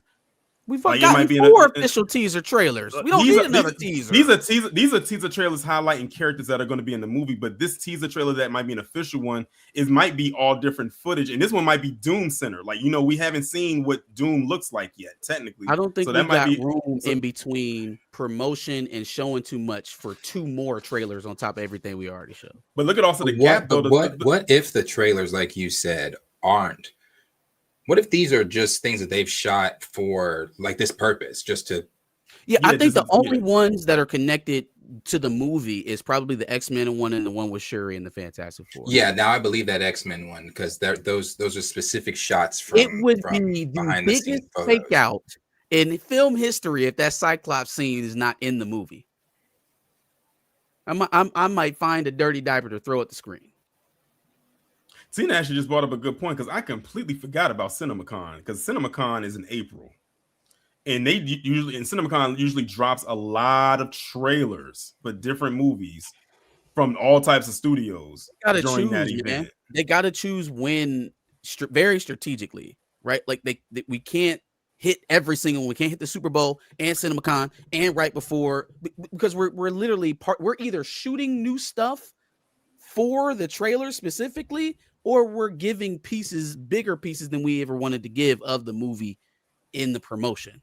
Well, here's the thing. Here's the thing with Doomsday, because it's coming out like much later like all the way at the end of the year. They have a whole lot of time to really market this movie. They have a whole, practically, like you might as well say a whole year to really promote this movie properly. Of course, we know we got the little teaser that they're dropping right now. Then, of course, you know what the Super Bowl is most likely going to be one there. And then that still was like what, February, March, April, May, June, July. So that's what, another 6 months, 5 to 6 months in between. If they wanted to drop a trailer ahead of Brand New Day, that could be one trailer right there. Then they don't have to drop anything else until a couple months later, like leading up to the release, and that could maybe be a final trailer. But then again, I don't know how they're going to do it. I'm not on Marvel's marketing team, so I don't know how they're going to market this. Hopefully it's marketed well. I'm sure that it will be. The budget for this movie is like absolutely astronomical. You run a risk of not turning people off, but giving too much of the movie gives people reason to be like, oh, well, I can wait. You know what I mean? Like it doesn't. I agree. I feel like, you know what I mean? I feel like some of the criticism I've had over Disney's marketing over the years in terms of their trailers is that they put too much of the things that are going to excite you when you're actually watching the movie in the trailers. Like there's an art. There's an art to creating the trailer. You're supposed to get people excited about mundane things in the trailer, so that when they finally get into the movie, you can show them the actual stuff that you took a lot of time to spend to put together. Well, we got to see the movie to know if what they showed us was mundane or not. That's fact. I mean, that is. Also, I already conceded that some of this stuff in the teasers early probably isn't in the movie, and I understand that. But we talking about 3 more trailers to come out. And also, like someone said, I forgot about Comic-Con too. That's Comic-Con, CinemaCon, Super Bowl, and Brand New Day. So 4 more times. Well, see, the thing is, when it comes to Comic-Con, that Comic-Con is going to be in the same month as Brand New Day. So I don't know. Okay, so that's one. Like, that's one drop. So that might be one. Or what they might do is at Comic-Con, they might show a whole different thing than what they show ahead of Brand New Day. It might be a trailer we don't see. See, that the people who are there are going to see. With it coming out this year, Comic-Con is in the summer. That's the one that's in July? In July, yeah. Okay, that start teasing Secret Wars. Whatever you can tease for Battle World at that point. Obviously, you've shown us some of what is to come. You've shown some even minuscule part of an incursion by now, right? If we've shown 2 more trailers, we've gotten what the main conflict is and what the duress is. We've seen it by now.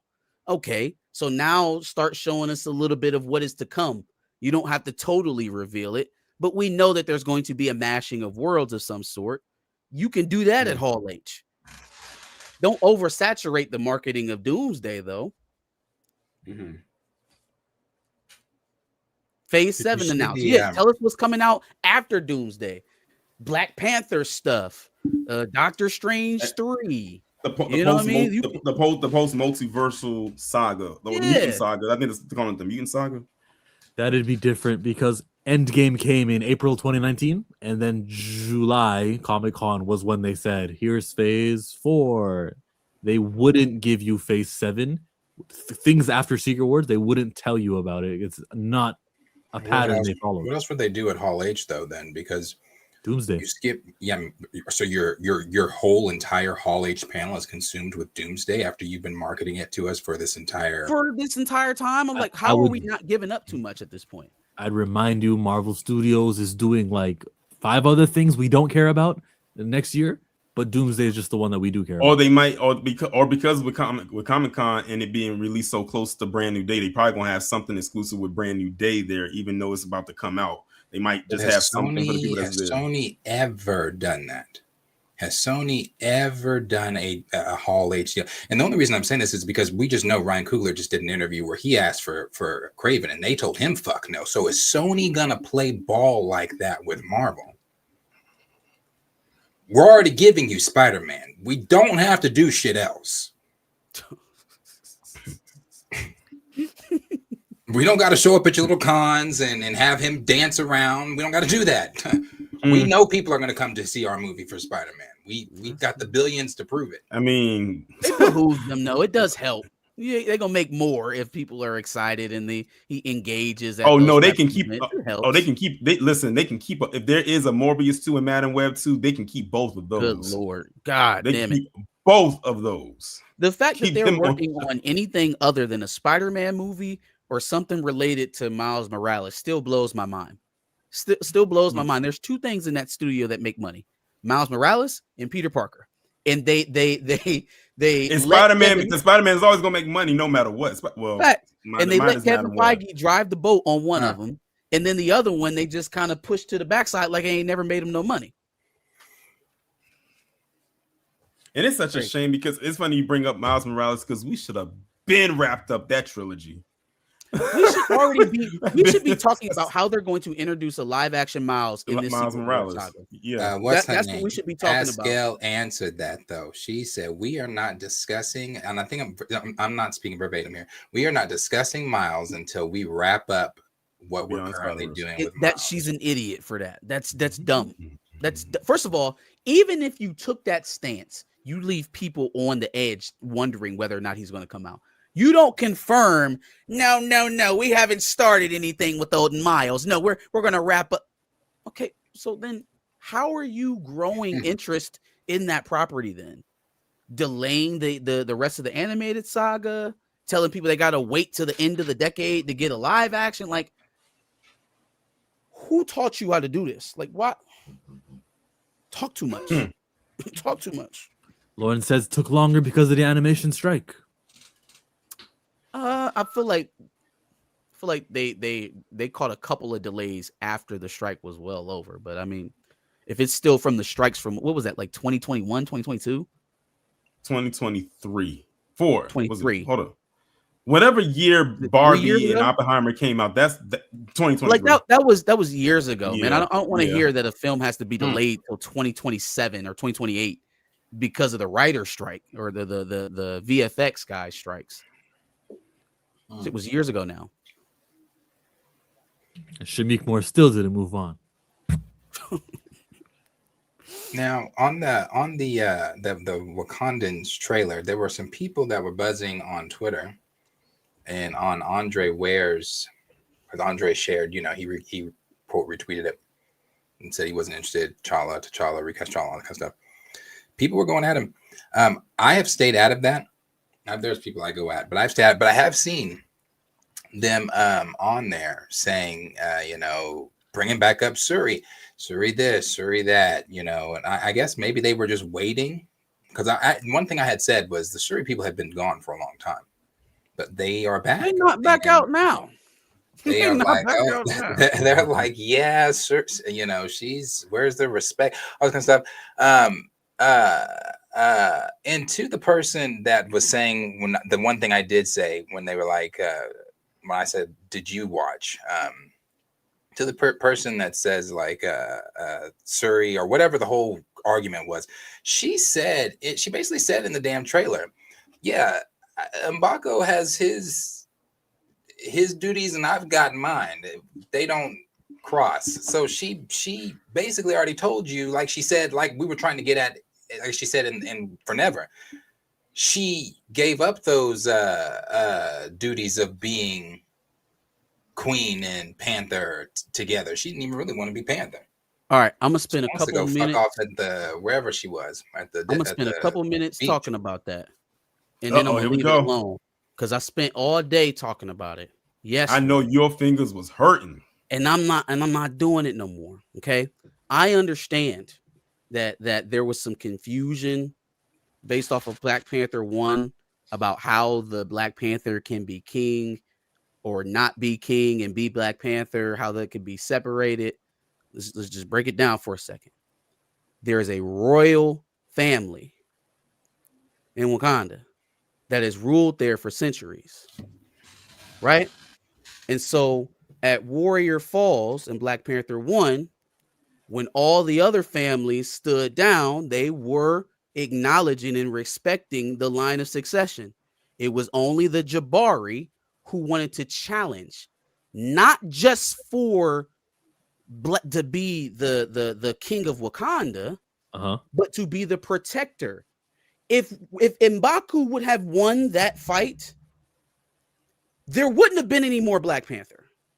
The Jabari would have ruled Wakanda, and it would have taken on a representation of a gorilla, the gorilla god that they pray to. There would be no more Black Panther. So when you sitting up here talking about, oh well, no, they can split it up because it was split up between T'Chaka and T'Challa. They were part of a royal family. When T'Chaka could no longer wear the suit and do the duties of the Black Panther, he put it on his son. That's why M'Baku challenged T'Challa, and he never popped out and challenged his daddy. Did T'Challa challenge his daddy to get the Black Panther suit? Of course not. He's next in line. So now when I apply that to Wakanda Forever, and I see, okay, obviously with everybody else being wiped out, Ramonda, T'Challa, everybody's gone. Shuri's next up, right? So if Shuri doesn't compete, right? And I get it. She abjected. She went to go fuck around with Nakia in Haiti. She had other shit to do. That's how it was written, folks. That doesn't mean it lines up with how this shit is supposed to go. Has somebody in there talking about, oh, so you mean just because Eric Killmonger isn't T'Challa's cousin, it doesn't apply in the MCU? Fam, they gave that man a whole made-up daddy. His father is literally not part of the family tree. Stop quoting movies to me when we talking about comic book stuff. Jobu. You cannot keep his own father safe. What did you say to Shuri? Shuri she scoffs at tradition, he said. And our technological advancements are overseen by a child who scoffs at tradition. If you could trade Winston Duke for Nicki Minaj, would you do it? In a heartbeat. Shit, I trade her for Nate. I trade her for in a heartbeat. I'll trade her for Nate is aggressive. That's crazy. I think they hang in the same circles. You got to get a Trinidad and Tobago in. It can't be. Nate Moore is ineligible. Sorry. But you know what, Darius? You were talking about we always had this debate about what people are feeling online. When I was going through that, it was a proverbial who's of bot accounts. Accounts created in 2025, accounts created in 2024. They got 26 followers. They following 1,400 people, and they just so happen to find my shit talking about Black Panther. I am not looking at that type of energy and being like, oh shit, man. Look, well, I guess we're sunk. We got to let it go. You know what I mean? Like, there's too much fake engagement on these apps for me to that app. Let's be real here. That app in particular. That app in particular. For me to truthfully be like, oh, well, that's where the audience is at. Because so often it doesn't line up. It just doesn't. And what we've seen out of Marvel's box office is a lot of this. Every now and again we get one of those and a lot of that. So I'm trying to get in the middle of genuine interest behind the X-Men trailer, but also knowing what the cold hard truth of it is that Marvel Studios, the MCU, has not produced a knockout film in some time. right? The ones that we lean on for examples of how they're going to make this money came from Fox and came from Sony. So it feels like they got a lot on their plate. They got a lot planned for this year to get the movie bumped up. I already feel like I know what their best course of action is. We'll see if they actually get it done that way. I was on another live right before I came onto this one. Do you know that all of the billion-dollar films that came out last year were non-comic book movies? Zootopia, all of them. Zootopia 2, Avatar, Nisa 2. And I feel like it's and Lilo and Stitch. And Minecraft did 900 million. Yeah, it got close. It was like 50-something million short, but it got close. But all the billion-dollar movies that came out last year were non-comic book movies. Now, when I the saw something MCU also interesting about billion-dollar movies. I'll change the subject to a John Campia video. So you go first, Marcus. I was just gonna say, when the MCU is lagging behind Disney animation and Disney live action creations, you know we're in some scary territory at that point. And James Cameron made history. He is the first director in history to have $4 billion films consecutively. Yep, Titanic, Avatar, Way of Water, and Fire and Ash. Clint. All made $1 billion. James Cameron. I'm from the same province. So is John Campia. Let's play this video. It's relevant to box office. IMAX. As according to a new story in Deadline, IMAX had its all-time greatest box office year ever with, I believe, $1.28 billion just in IMAX theaters. To put that in perspective, the overall box office for 2025 was about 8.6, I think. 8.3, 8.4, 8.5, 8.6, somewhere in there. You're talking about IMAX, which has what? 5% of the screens? Less than 5% of the screens? Making like 15% of the box office overall. Crazy. Anyway, Deadline writes the following. He basically summed it up there. And if we remember, there is a particular movie that is coming out in IMAX, which we all care about. And yet, it's January.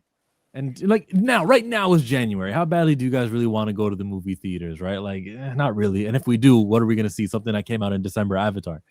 But Children of Blood and Bone is a movie coming out in January. And when they say this movie's coming out in IMAX, that's what they're talking about. Because the people are drinking the Kool-Aid of IMAX. Overall, the industry is poor. But for some reason, we're making more money in IMAX this year than we did last year. And we project that it'll happen again.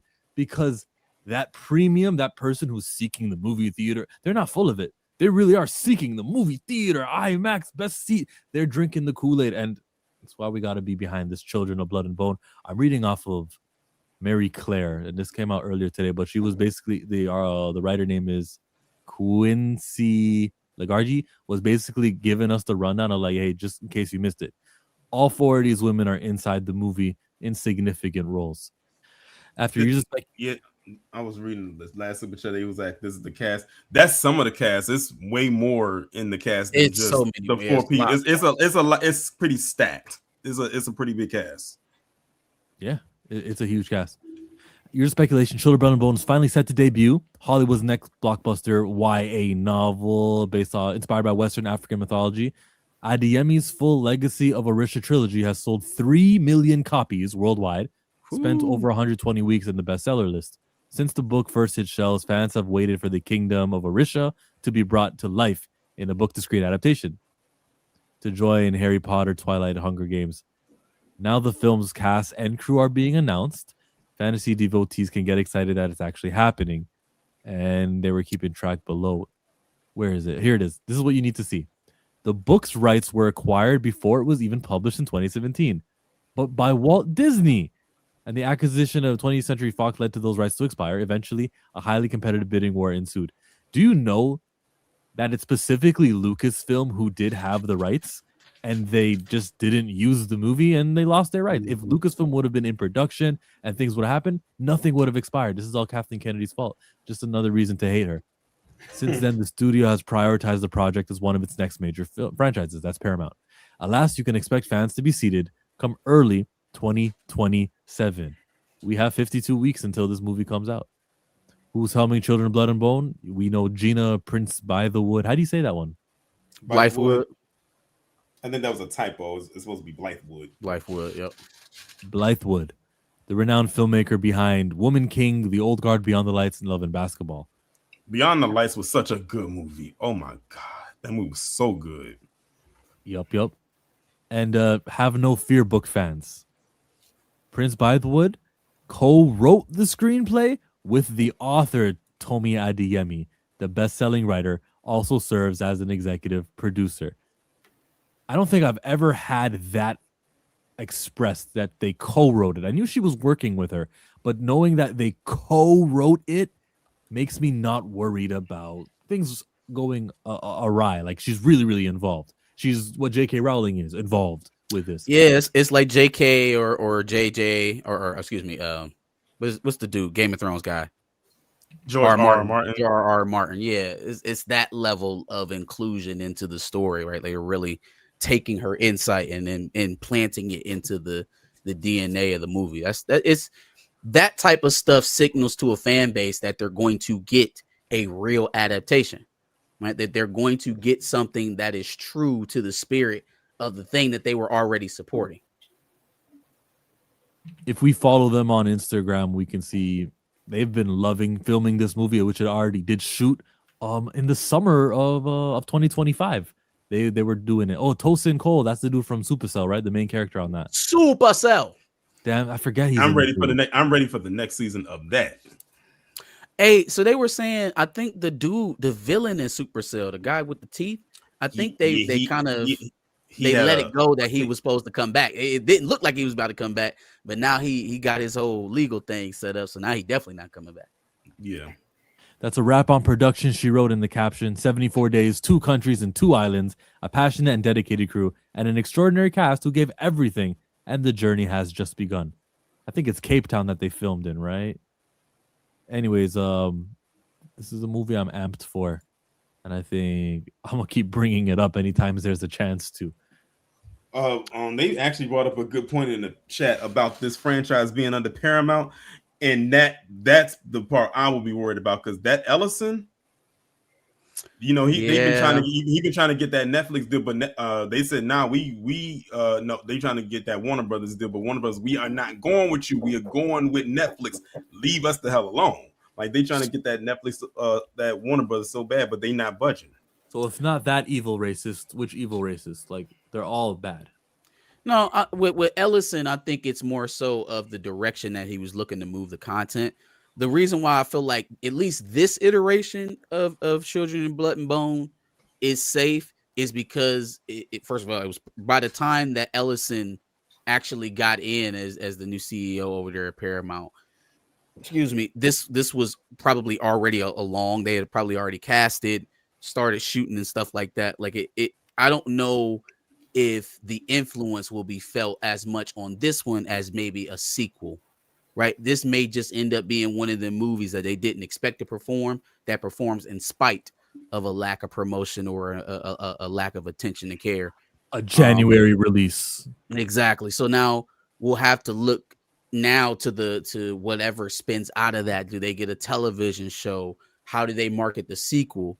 Right? Do they actually show like this is a value to them as an IP as opposed to something that the old regime okayed? And it's coming out MLK weekend too. That wasn't lost on me either.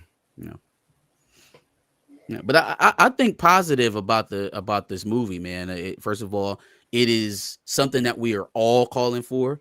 Like, not just everybody on this panel, but most of the folks in this chat right now. This is what we talk about. We want.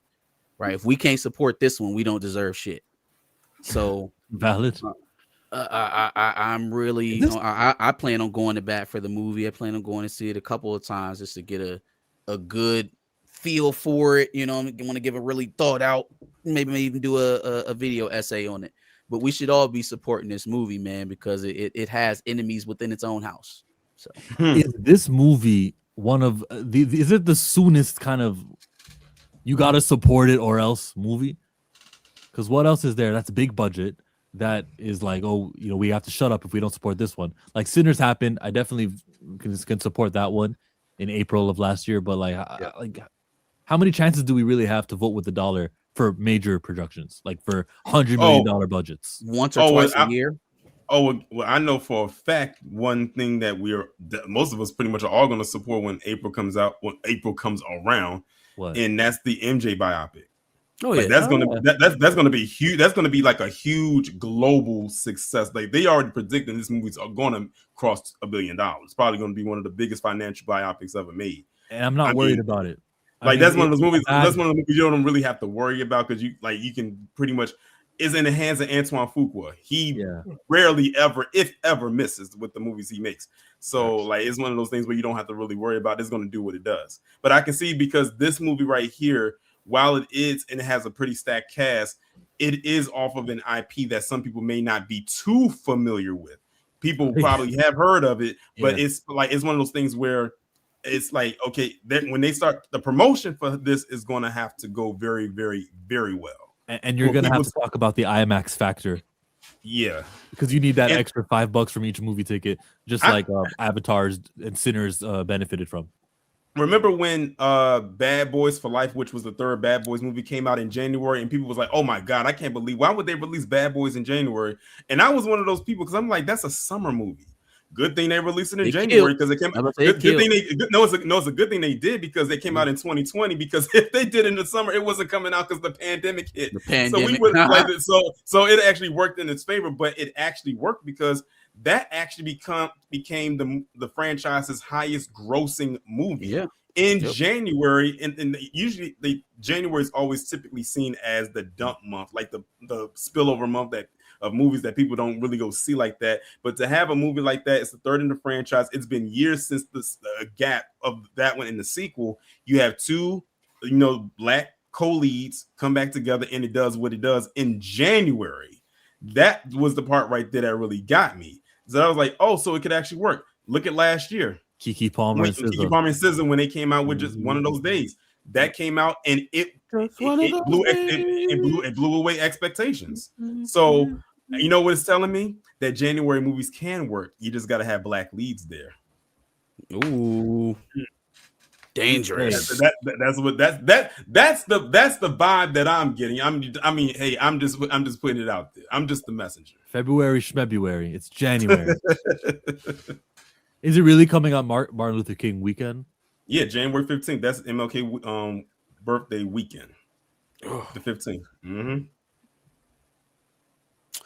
So speaking of, Lucasfilm dropping the ball, who dropped the ball on that? Who's the executive that let Children of the Blood and Bone get away? Like who does that? Was Kathleen Kennedy there at that time?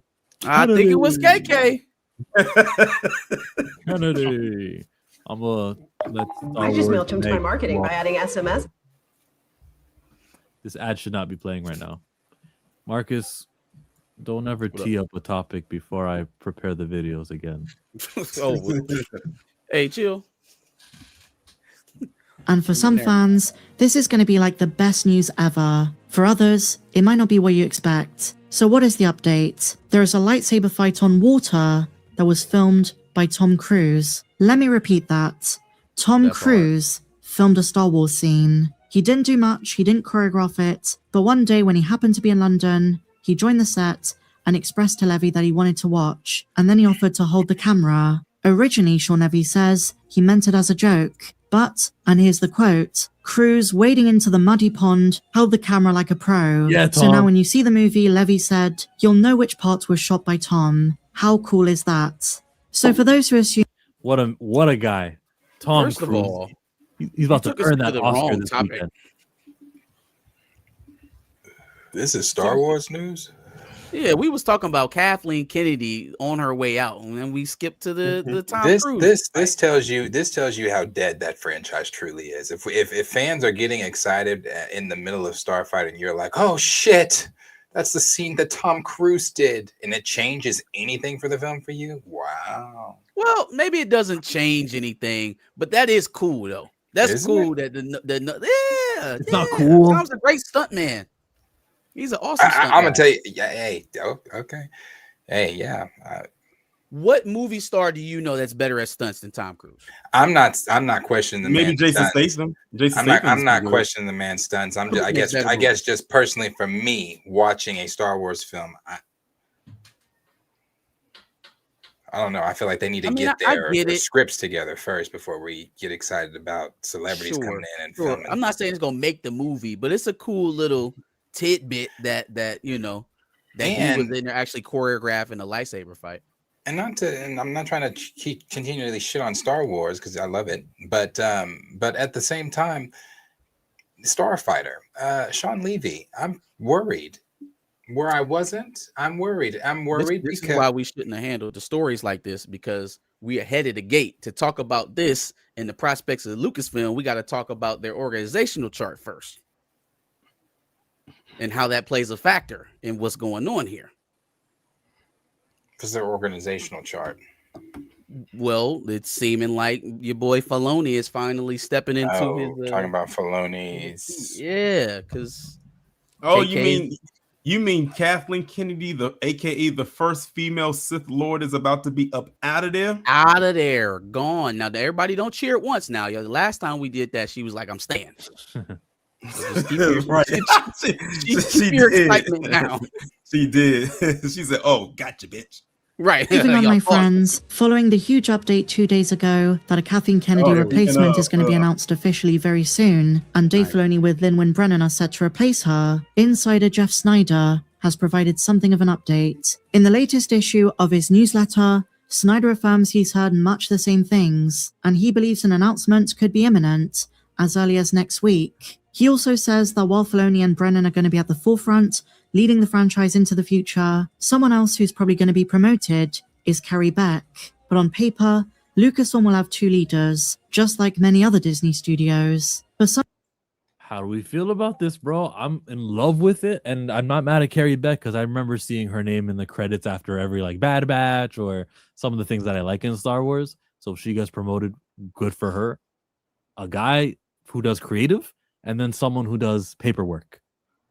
Yes. I want to know what her role is specifically, Beck, because that's Kathleen Kennedy's person, and I want to know what she's going to be able to influence. Yes, she may not be in charge of creative, but if she has some sort of override power, if she has some sort of final cut, say, we're right back where we started. Like they say, the pen is indeed mightier than the sword. So if yeah, we're right back where we started. And so she's doing paperwork. That means she's signing stuff.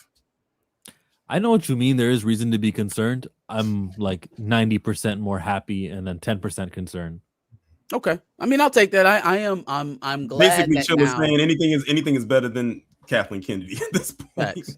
I'm glad now the road is clear. So now we can judge it from a pure creative standpoint. There's no more, this couldn't get released because of that, and this person is ineffectual at getting this all the way through, or having directors actually make the movies that get announced at all these cons and shit. But now that that's out of the way, now we can just view it from, okay, you were Mr. Gatekeeper of all things, George Lucas. There is no more Wicked Witch of the West in front of you. Go forward and show us what you got. Now we can view it unencumbered by all of the other stuff that was happening in Lucasfilm, I think. I think he's got I think he couldn't wait for this. Maybe he knew it was going to happen, maybe not. The only reason I say that is because Ahsoka has been delayed. And I don't know if that's delayed because it's like, I got freedom to change shit and do shit the way I want to do it. Mm-hmm. Yeah, so I'm hoping he gets to cook it the way Dave wants to cook it. So now to Starfighter, because that now we can view Starfighter in this light. Starfighter feels like an inflection point. If it goes the way that probably Kathleen Kennedy wanted to go, we was going right back into Rayland. If not, now that she's going to be gone this year and the full creative reins are in Dave's hands, the possibilities are endless to what that movie could be, y'all. They're not done. Like they're I don't think they're even halfway through shooting that film right now. Can't be. Starfighter? Yeah. Oh, they're done. It's done? That's what I said when I saw the headline. They're done. Starfighter's What? Yeah, they changed the ending. They but here's the thing. You just I'm poured sorry, a wet blanket on my dreams. This is why I said I was worried. That's not why I'm not worried that they're well, yeah, it was also perplexing to me why they finished so early, but also That's crazy. when you've got Sean Levy, and I like Sean, but here's the thing. We did this with Taika because Taika delivered what I believe. I know a lot of people don't like Ragnarok, but I believe Ragnarok is top tier in my top 5. I love Ragnarok. We did it with Taika. We praised Taika. So when Taika got Love and Thunder, it was like, oh yeah, the same guy that brought us that brought us Ragnarok. Okay. Because Sean Levy gave Deadpool and Wolverine, which really wasn't hard to do. I mean, you had Ryan Reynolds, I'm sure, right there with Levy as every step was made. Ryan wrote the film, did he not? So that was more of a Ryan Reynolds thing more than a Sean Levy thing, in my opinion. So that's fast forward now to the finale of Stranger Things. That was Sean Levy. Sean Levy also said that was one of the best finales he's ever seen. Now let's go. Now I don't know what everybody's preference is of the finale of Stranger Things. Now let's go over to Starfighter. I don't give him Deadpool and Wolverine because that's Ryan. Yeah. Well, so on the Wolverine and Deadpool point, I feel like maybe that's a little overstated because Levy has been with Ryan Reynolds in other movies than Deadpool. They work well together. I know Ryan has a bunch of influence on most of the projects he's involved in, so that kind of goes without saying. But in terms of what was the next thing you were talking about? You said about Starfighter. It's not that this movie got to go out and make $1 billion. Like I don't think it's that level of change. I think if he can just fix it narratively to actually be what Sean Levy said it was going to be, a standalone Star Wars story that doesn't touch anything in front or behind it, that is a win to me, because I feel like we were gearing up to have an extra credit scene with Daisy Ridley or after credit scene with Daisy Ridley. I don't think that's gone.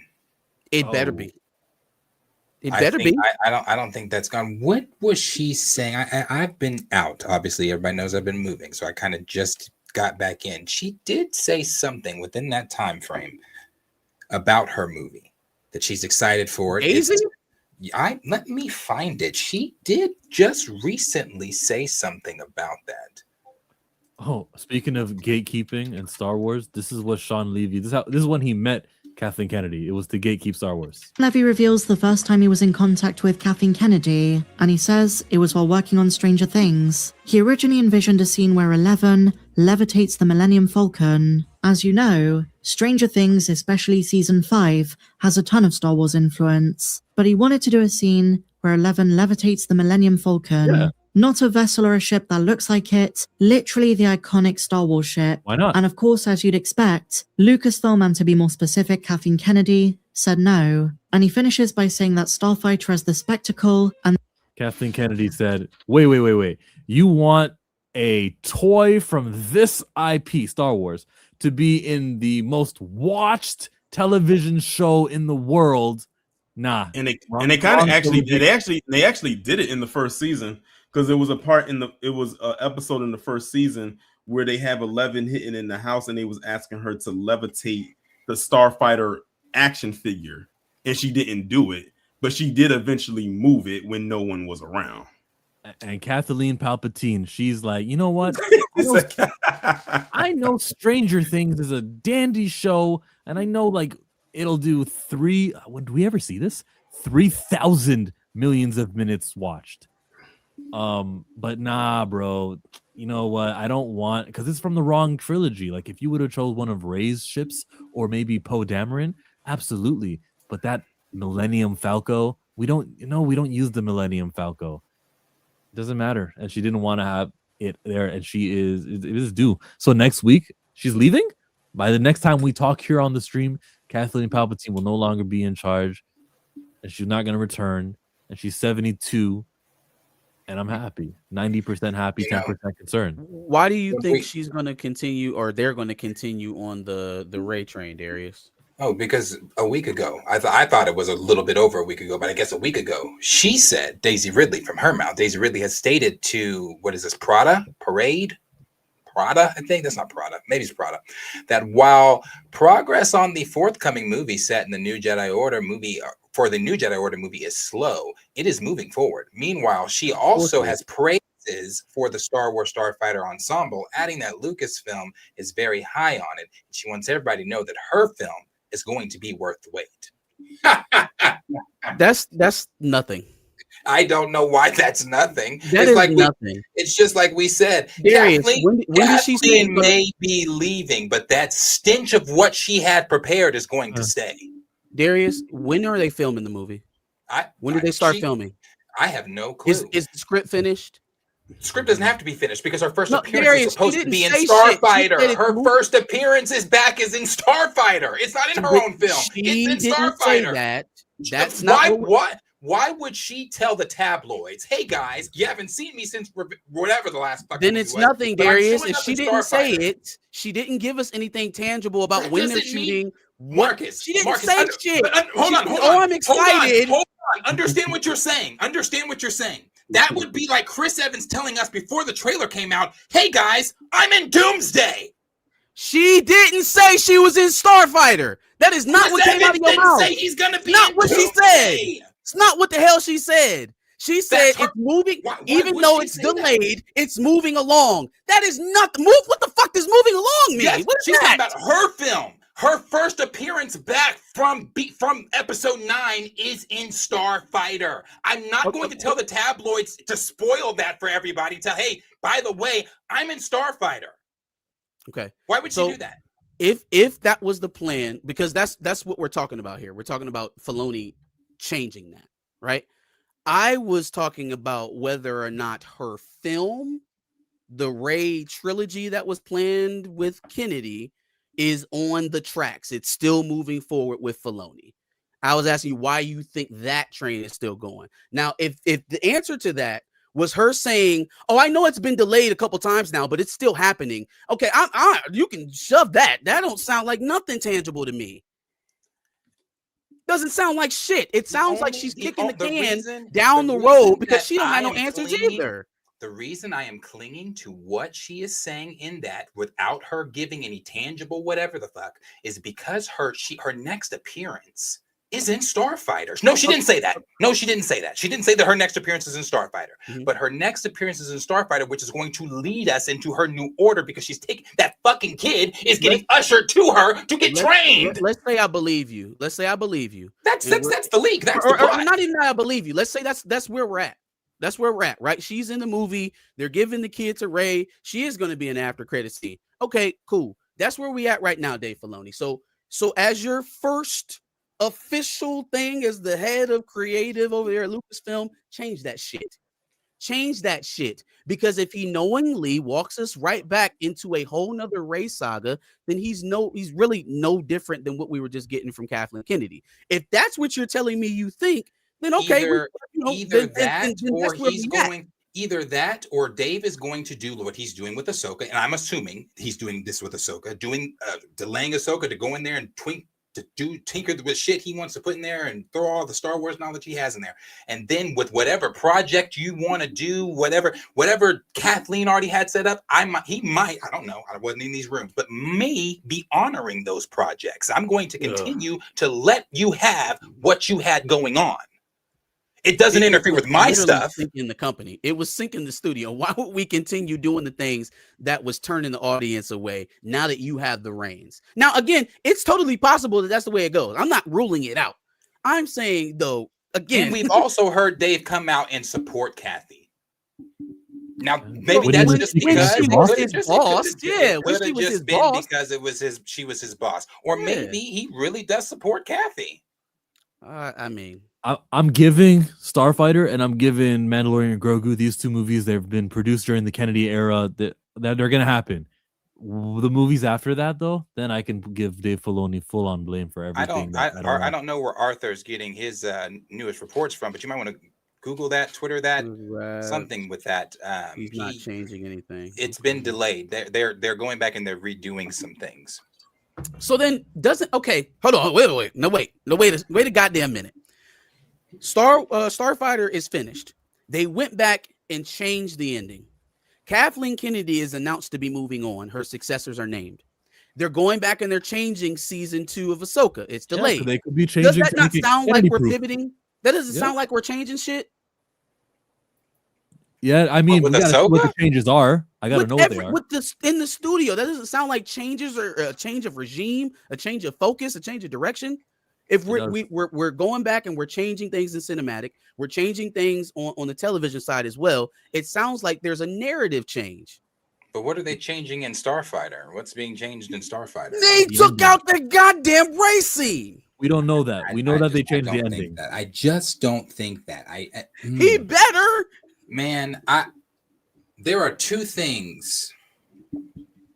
Well, that's one of the main ones, I guess. You gotta get that shit up out of here. But I know that's what a lot of Star Wars, and I haven't said anything about it. I haven't retweeted it. I know a lot of Star Wars fans are anticipating this big change with Dave, but I don't think the change is going to be the change that a lot of people think it is. I think the change is going to be like, I could be wrong.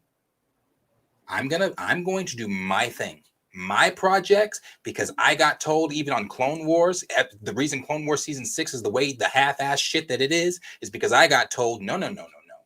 That's too much. Pull back. We're not doing all that. So maybe, and then when he got season 7, he didn't get to do everything he wanted to do, but he got to go in there and add some of the shit he wanted to do that he had originally planned. So maybe it's one of those things where I'm going to play my shit. I'm going to play with my toys. You play with your toys. And we'll see where this whole thing lands. Kathy, you had your shit already planned. You want to throw Rey in Starfighter? Go for it. I'm doing some shit over here with Abeloth and Ahsoka. I'm not worried about Rey and Starfighter and whoever the fuck these new characters are.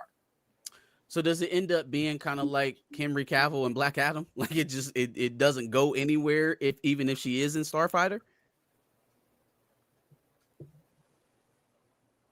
I don't see Dave Filoni greenlighting another trilogy with Daisy Ridley. I don't.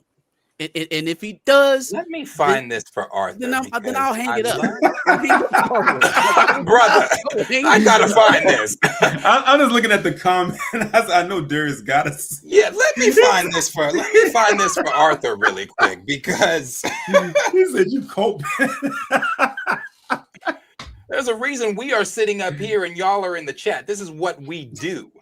I know what I'm talking about. Let me find it for you, though, really quick. Hold up. Tom Cruise directed a lightsaber battle supposedly in Starfighter. This changes everything, Wink. That's a fact. Big whoop. Okay, look. I know it doesn't change everything. I still think it's a fun factoid that during that scene when they're in the muddy waters, Tom Cruise was holding the lens. He's not big of a Star Wars fan. If I was a big Star Wars fan, I was allowed on set, and I was allowed to interact that way, that'd be really cool. Okay. Ahsoka season 2 is delayed. Can I put this link in the if the release is delayed, that could be a true statement. But as Star Wars Meg says in the update, during the UK Disney release schedule, they do say 2026. Do I give this in the private? I just want to know because I've been told I'm coping. I've been told it's. I just want to know where I put this. Where do I drop this link? Where do I drop this? This was 2 days ago. 2 days ago. Yeah, man. It sounds like to me that he finally got the big chair, and he's like, "Bet, all right, call the guys over at Ahsoka. We got some shit to change." Steve. Delete that whole fucking scene, or not Steve. Sean, delete that whole fucking scene with Daisy. Don't tell her, but delete it. All right. Next up, Abeloth. Ideas. Let's go. That's what I imagine happened the day that he heard he was getting Kathleen Kennedy's job. And if it was anything less than that, I'm severely disappointed. For sure. For sure. Chill is in the private chat. You can pull it up. What am I pulling up? The article from the Direct about Ahsoka being delayed.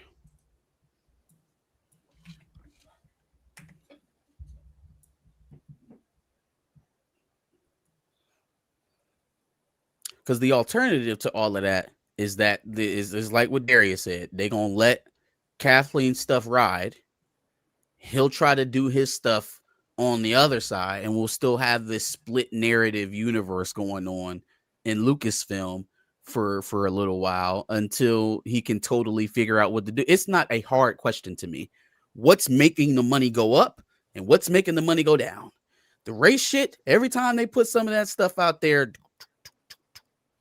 But Mando was the highest point that they've ever had on Disney Plus, right? Cinematically, I think the Skywalker saga is pretty dead. So moving on to something completely new, like Sean Levy said he wanted to do when he came in and made this goddamn movie, seems a lot better than driving us back into the diminishing product that we had before. So I don't see it making business sense. I don't even know why would you need to respect Kathleen Kennedy's business making decisions after she's gone? Why? Unless, again, and we talked about in the beginning, Carrie Beck is the plant, and she's there to make sure that Kathleen stuff gets through. The vessel. Well, that's why when I haven't said anything on it. I don't really speak on Star Wars anymore. I'm very excited for the Maul series. Very excited. Cannot wait for it. But that's where my excitement stops. I mean, Ahsoka season 2, of course, too. But my excitement stops at those two. I don't know what Mando and Grogu is going to do for anything in the fandom or anybody or their box office. And that's what we really need to work on is that movie. Yeah, and that's why when Chill said Carrie Beck and was like, oh, I've seen her name at the end of Clone Wars things. Hey, brother, Carrie Beck is not an ally. She is not an ally. Carrie Beck is one of the sycophants over there with Kathy. It's like if Kathy's Trump, she's JD. It's you cut off one head, two more will come. So she's gonna be hovering over Dave, I'm sure, because Dave is he higher than her, or are they the same position? I don't. They didn't specifically name Carrie Beck's position. On the website, she right now is lower than he is. Okay. And then when the news thing comes out, they're going to say that he's a president and someone else. Lennon Brennan is the other president. Carrie Beck is still below Dave Filoni on this tree. Let's hope she stays there after her promotion. Yeah, let's hope she stays there. Yeah, they need to be worried about Mando Grogu. What did she do? I know you told me she's not an ally. What did she do? There's just certain like stories and things from behind the scenes, like all things with even with Kathy, things from behind the scenes that she has contributed things to projects being cut, contributed to the dysfunction of the fandom. I mean, like I said, she was Kathy's right hand. Maybe still is Kathy's. What are the things though? Because maybe one of the things she did I might disagree is dysfunctional or bad to the fandom. Maybe I might agree with Carrie. Let's see. Being Kathleen Kennedy's handpick is enough for me. Like if she was Moses's Ingram's, if she was behind that campaign of, hey, let's get Ewan McGregor to do a video in his car to speak out against racism, I'm not mad at Carrie Beck for that. No, I don't know anything about that. I don't know if that was them or I don't know whose idea that was. But you think that was a good idea? What, the Ewan thing? No, I'm talking to Chill. You thought that was a good idea? With the Ewing thing? The Ewan McGregor racism is bad? Stop being mean to Moses thing. Oh, I don't have a problem with it either. Like, do I think it's a good idea? No, because when you do the video, you draw attention to racism and you let it get larger. But the intention is, I'm gonna give them points for that. Like, hey, racism's bad. Let's speak out against it. I'm not gonna be mad at you, Carrie Beck. Have you ever heard the saying the road to hell is littered with good intentions? Yeah, I'm agreeing with you that the outcome, like that's how I started. So that's what it did. It provided attention to racism. It mainstreamed it, and they could have left it in the little zones of pockets of the fandom. So then you do criticize the decision making then? Yes, I do. So you don't disagree with Darius? I introduced that Carrie Beck was behind that initiative. I'm saying when he was talking about how what Carrie Beck did Oh. and how she wasn't an ally, you said I may agree with Carrie Beck. You don't agree with Carrie Beck, you agree with Darius. No, I agree with her intention though. Like what I'm trying to say is that I need a specific example of Carrie Beck doing something that is hurtful to the brand or hurtful at least to the content. Like I just chose a random ass example. I don't sound like I agree or disagree with Darius. I got to hear him give me the example. I just used one for the sake of using one. This is going to be an interesting turn of events, and I can't wait to see how it all plays out. Meanwhile, George Lucas and his wife are up in Chicago getting that museum open. Have y'all seen that museum? The way you stuttered, I thought you were going to say divorce. Oh, no. No. The museum, the art museum, the George The Lucas art museum. Center. And he had to make sure and tell people, he said, look, it's an art museum. It is not a Star Wars museum. Because people saw that and immediately, oh, man, it's going to be a Star Wars museum. He said, no, it's not a Star Wars museum. Until you just said it, I thought it was a Star Wars museum. He didn't even want to put Star Wars artifacts in there. I think there's like I think he said there's like a few, but he didn't want to. It is like you gotta think with a Star Wars museum, that would have to be a museum that's dedicated all to itself, where it's just nothing but Star Wars. Would he even be able to do that since Disney technically owns the right to all of that stuff? I don't even know if he'd be able to make a Star Wars specific good point. museum. That's a good point. How was I the devil's advocate, level head, moderate? What? Yeah, So I you don't. remove that. Go ahead. CJ says, so you remove that people are suddenly lost. Kathy Kennedy has been living rent-free in the fandom. So you remove that, people are suddenly lost. No, I think those angry Star Wars people are still going to be angry. Like Star Wars had a negative, like, you know, since the prequels, even before that, the Ewoks, the Christmas special, there's always been that. So that's not going away. They're at such a place with Star Wars where it really doesn't matter. You're going to have people that are going to hate it just because they want to hate it, but they've dug that hole. They have done that to themselves. You were on such a high with The Mandalorian. The fact that you couldn't just ride that high and continue to release content like that first season, it's embarrassing, bro. Is beyond me. It's embarrassing where they were at after season 2 of Mando Grogu when Luke came back, and where they ended up. Oh my God! Season 3 was abysmal. Abysmal. And Dave Filoni had a front row seat because he did direct the episode of Book of Boba Fett featuring Luke and Grogu, and he decided to go back. He was there watching Kathleen Kennedy go, no, put this in Book of Boba Fett. They did not fit at all, but we need to sell toys, and effed with Jon Favreau's vision. And Dave Filoni's been friends longer with Favreau than he has with Kennedy. Remember when they did the... My bad, Tori, and I didn't mean to cut you off.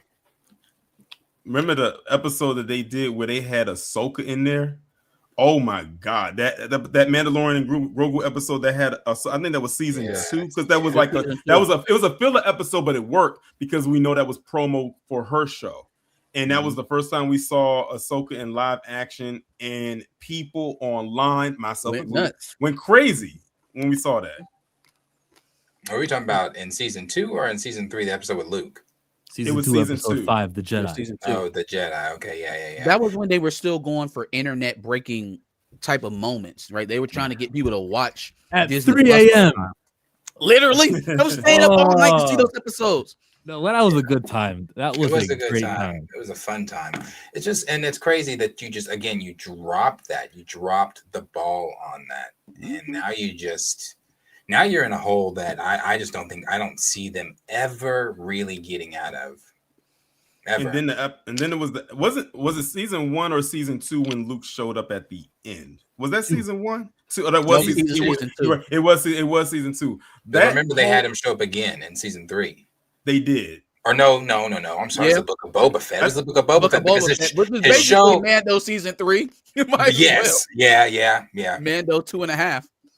And when in that part where he comes up, when he pulls up on the ship, and it was like, who was this? Because they didn't know who it was. He just came up in the fighter jet, and he pulled in there, and all the smoke was there, and all you heard was the lightsaber, and it was green. When I tell you every reactor, that was every reactor's wet dream right there. Every Star Wars fan went crazy with that part. Even people who were casual fans of Star Wars who probably didn't know the lore, but they knew that Skywalker name when that lightsaber was pushed out in the smoke, and he's fighting in the smoke. I'm like, that whole scene was nice. That is what, honestly, like you said, that's the formula they should have kept. Vaderish.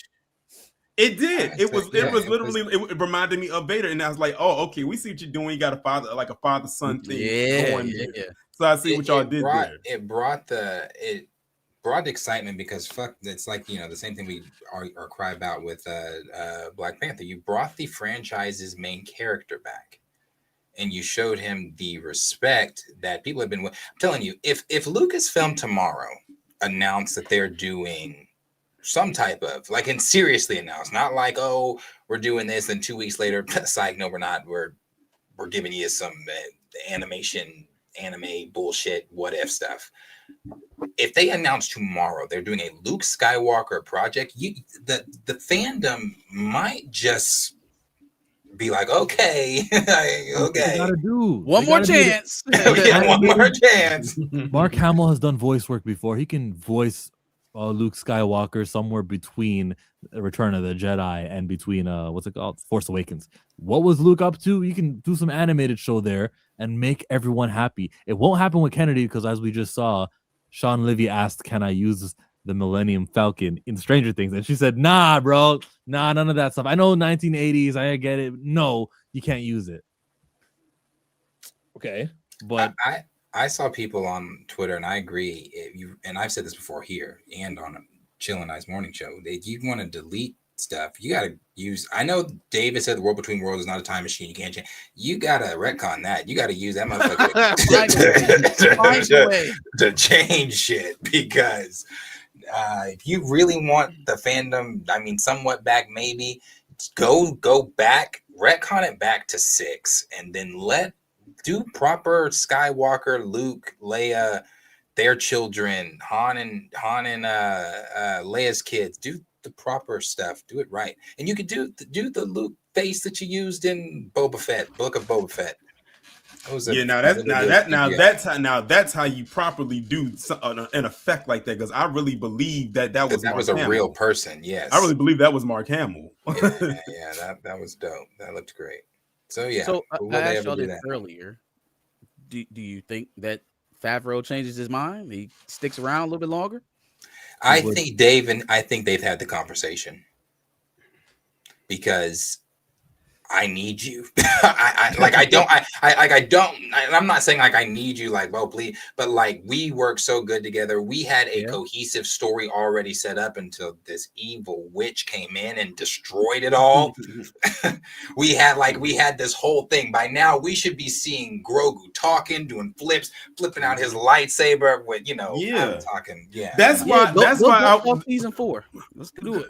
Right, because honestly, since they are coming out with that Mando and Grogu movie, that's what I would have preferred to see from him, from the Grogu character in this movie, is him using the lightsaber. I mean, what was the point of him going off with Luke at the end of season 2 to do his training, and he hasn't even done that yet? But see, Kathy didn't like that. She said, no, that doesn't sell merchandise. Him going off with Luke, we can't sell that. He's gone. He's not here.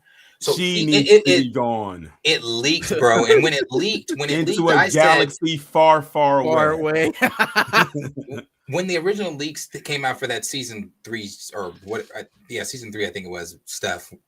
One of the leaks that came out said that he's going to be in some type of Iron Man type suit, Grogu, and I said, no, bullshit, no, he's not. And then when it happened, I said, oh wow, it was a toy.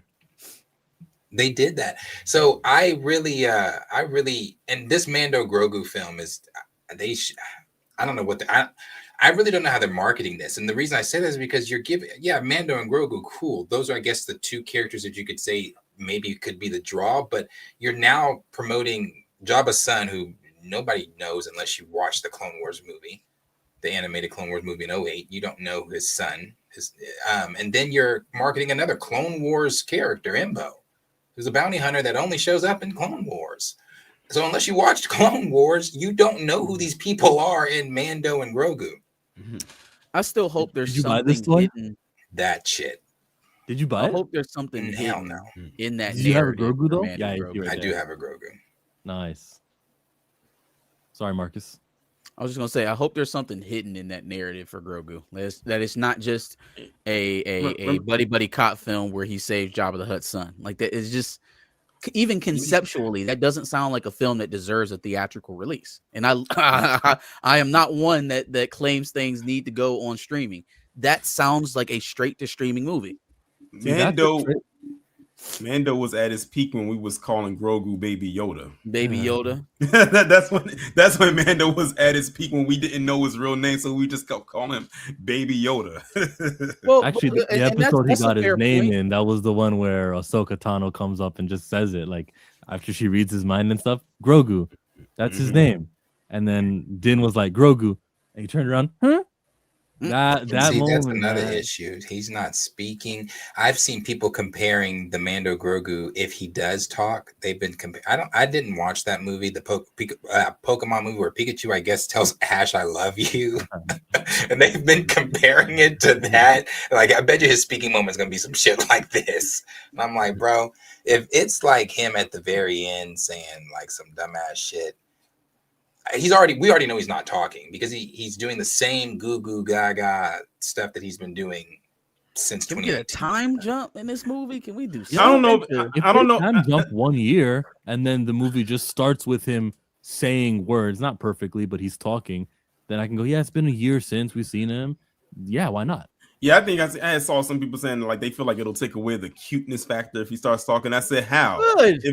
I said how? Well, they want to keep that cuteness factor with him there, because it's more appealing to kids. But he can still have like a childlike voice. But he's always going to be small. Like Yoda is like not Yoda was unattractive. small. Yeah, Yoda's not unattractive to kids because he's a warrior.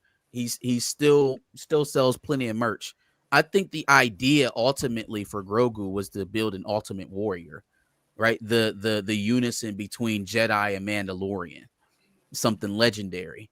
We can't do that if you're still changing his diapers. Like we got to move this along. Man. And like you can still sell all the T-shirts and merchandise when he was Yeah. a baby. Doesn't mean that's going away. Groot still has Baby Groot items selling out of it everywhere, and when he's grown and he speaks now. He says, I am Groot. I love you guys.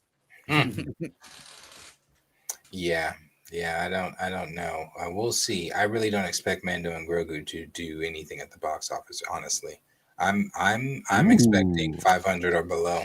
Oh, that would be something though. That would be something because the budget was somewhere in the 100 millions, so 500 would be okay.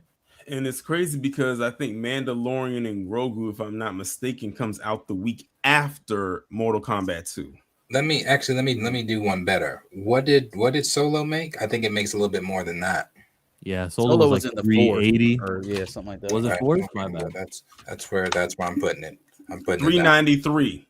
I'm putting it in the fours with I'm putting it in the fours. I don't really see this, and maybe because of the Mando Grogu name, that might bring people. It will. What's gonna hurt it? I think what's gonna hurt Mando and Grogu is because of the stain it left in a lot of fans' mouths with the abysmal third season. I think if the third season actually landed the way that it should have, this movie probably would it wouldn't be that much concern for it. But what I think was gonna push this movie, if it gets a push, is it's gonna have a strong word of mouth from people who saw it and said that it was good. It's gonna need a great trailer too. And it'll have to get people to say the people who were kind of on the back burner about it will say, oh, so I've heard some people say it was good, the ratings was good. Okay, now let me go and see it for myself. I think that's what's gonna do it in. Is anyone here on the panel or in chat waiting to hear the movie was good and then you're gonna go and see Mando Grogu? Because I'm concerned. I think that is. I think that's what's gonna have to have a strong word of mouth thing where people said that it was good, and it's got to be a high majority count of people saying that it was good. Like I'm talking about like 85 and higher for people to say that it was good, for them to say, okay, I'll go watch it. So now, I think a narrative MacGuffin would help them in that. Like, it feels very mundane on what they're building up for that movie right now. So like I don't want to call it straight up bait and switch, but like hiding something underneath the superficial stuff that you've released about the film would help with that. And what that could be is what you were talking about. He's building up over there in Ahsoka land with Abeloth. Maybe he has some sort of overarching Abeloth villain that's in there that kind of connects that in Ahsoka season 2. It's got to be something. It's got to be something. This movie is dead in the water if it's centered around Jabba's son, and that's it. Yeah, that's what I was gonna say. With all that shit I just said, I won't be there first day, but maybe first weekend. I'll probably be there first weekend. And budget, and I was actually shocked that the budget for this movie was actually surprisingly low for a Star Wars type movie. That's because it was originally season 4. Yeah, but they said it only cost like 166 million to make. So if the movie made about if the movie made about $500 million, it already made back its budget. That's it. Yeah, Thank you that's to it. John. It would be that would so it doesn't have to make that much really technically to become about. It doesn't need to make $1 billion. I will say. I guess when I say a success, let me get out the box office, and that's my fault because I even said somewhere between 4 whatever. It's not going to do any favors for the current state of the fandom. None. Jon Favreau is directing and wrote this movie. I'm not counting him out. I'm not counting John out either. I mean, again, we're forgetting. This was season 4. They just said, hey, let's make it a movie. So I'm not season counting 4, it out. hold on now. I think this was in place of what was supposed to be. Yeah. Because he still has there are season 4 elements on his desk. Yeah. There are some elements I think that he's using. I think if they stick the landing with this, that means that they probably learned from their mistake with what happened with season 3. And I think they said, let's go ahead and release this as a movie. I guess maybe as a filler type of thing. That way it can lead us into, and I guess to say this is a test. If this movie does well, we'll release season 4. However, if it is not, we just gonna have to keep season 4 where it's at. Well, that feels like a setup. It feels like a setup. I thought they had said if this film does good, then they have 2 more sequels for this film, like going to theaters. Yeah. And so I guess if it makes 500, is that them saying, "Oh yeah, well we'll do 2 more in theaters"? Mm-hmm. Off 166 million, maybe. I mean, you could justify it as long as you keep a similar budget. Now, the thing is, you do 500 on 166. Well, the money people would be like, all right, we'll increase this to about 250. Now we expecting you to make 700, 800 million dollars. And so narratively, I guess it would still need something more than just a random Lethal Weapon episode with Star Wars characters.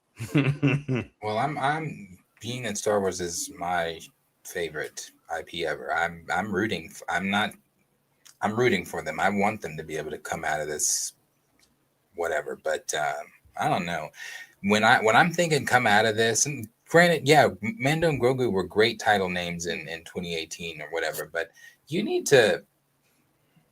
I'm not, and they proved that you don't have to swing a lightsaber to get views. But you need to get back to some force and some excitement. Get back to some familiarity. Yeah, you might be saying, "Oh, well, that's Starfighter." Okay. Because people love to see like that. That's why I brought up the Ahsoka episode, because that was up until that point the first time we saw a lightsaber anything in that show, and I think that's like, and then her character and how she wields those double lightsabers, and so people was very excited about that, and she became a fan favorite because of Clone Wars. So yeah, I completely understand. But the mall show, that should be great. That should be great. Anything the mall show. Yeah, they're animated. They typically hit on that animated side. Now I gotta ask you, Darius, because since you're like the Star Wars person, what did you think of the Acolyte? Oh, I hated that. Were you not here during those? I hated that. I must have missed it. No, I hated that. That was not my. Even the lightsaber battle in the Force. I think that was probably the best part of the whole show. Which I one? thought I thought the battle the Jedi's got slayed or the last one. Yeah, the With the Jedi whip. getting slayed. I didn't even watch the whip stuff. I thought the battle between him and X-23, that was great. Hers was her choreography. The choreography was great. Mm-hmm. It was quick. It wasn't this slow ass episode 4. They were moving. They were moving, and I liked it. We will not disrespect New Hope in here. Hey, I love A New Hope. The lightsaber battles they don't get good till 5. They No. are But what? They're not even good in 5. No. It's a little bit faster. It's a So bit wait. Obi-Wan Vader. When Vader takes out Obi-Wan, that was a dog shit saber fight. Are you talking about? Okay, New Hope. Hope. I don't have time to argue. It's already 12:30. I don't have time for this. Yeah, no, I didn't say it was a dog shit battle fight. I was talking to Chill over there shaking his head. Yeah, no. It's not one of my it's not one of my favorites though. But they get faster in Empire. Him and Vader's fight is a lot faster in Empire. He doesn't. Oh man. For me, I do like Game of Thrones, but I'm not comparing a swords fight to a lightsaber. They may be the same thing. But we were shown an elevation of lightsaber fighting with Phantom Menace, and I will not regress from that. We were shown an elevation of lightsaber fighting with Phantom Menace. Only because of Maul And he had Ewan the McGregor. dual-sided lightsaber, but the style that Qui-Gon deployed was nothing different from what we saw in Obi-Wan. Wait. The way the style, the way that Qui-Gon fought with his saber is the same thing we got out of my Obi-Wan. thing is lightsaber fights have progressively gotten better and better and better. As they should. I guess so. Yeah, and faster and fast. And Yes, because there's a standard for them. For me personally, because listen, but when they had the fight between Obi-Wan and Anakin in Revenge of the Sith, the way they were moving, they were moving so fast with the. I remember watching behind the scenes stuff when they first when they were rehearsing this, and Ewan McGregor and Hayden Christensen were moving so fast that sometimes they would literally pause when I say this, poke each other with the prop, and they had to stop because they were moving way too fast, even outside of the speed of the choreography that they were supposed to do. They'd say, okay, we got to really, really catch this because y'all are moving way, way too fast. Like they were going extremely fast, but it was good though, because that's one of the best lightsaber battles fights ever put on screen. And for the first time, and for the first time having both of the lightsabers be the same color. Both of them fighting with a blue lightsaber. Yeah. No, I love the saber battle between Anakin and Obi-Wan in the final season or the final scene on the Revenge of the Sith. In Mustafar. But I'm also a sucker for the old school stuff. I'm a sucker for the originals. You said and I'm saying there's no but. I like I am a sucker for the originals. I don't. All right, well then I understand. I agree. You are a sucker. You are even there is not one lightsaber duel in New Hope, Empire Strikes Back, Return of the Jedi. There's not one lightsaber duel there. That's an opinion. I disagree. Even when we first saw, when we first saw Yoda use his lightsaber against what's his name, Count Dooku. And when we first saw that was a moment because we never saw Yoda use his lightsaber or fight. Like we never saw that. So that was a moment right there. Even when Anakin, before he got his hand cut off, he used 2 lightsabers at the same time, which of course we never knew that was going to lead up to Ahsoka using her double lightsabers because Ahsoka wasn't a character at that time. That's what Ahsoka season 2 needs. It needs to have a lightsaber duel. I guess it'd be her versus Baylan Skull. Who else does she really have to fight, right? That would have to be yeah, and like John sees in the chat, the fight between Yoda and Palpatine when they was throwing the chairs inside of the room at each other, like that was crazy too. Like Revenge of the Sith, they stuck the landing with that one, with that whole sequence right there. I love the sequels. You're not gonna have me, or excuse me, the prequels. You're not gonna have me. I won't. Nah, you love the prequels sequels anyway. No, I do not like the sequels. I love the prequels. I won't speak bad about them. You like that? There's still there was and that's why I said I Anakin don't. Vader 1. There was Obi-Wan Vader. Like those things had to happen for us to get to the stuff that y'all talking about. I And saw Mace that with the purple stuff and Mace with the first. purple lightsaber.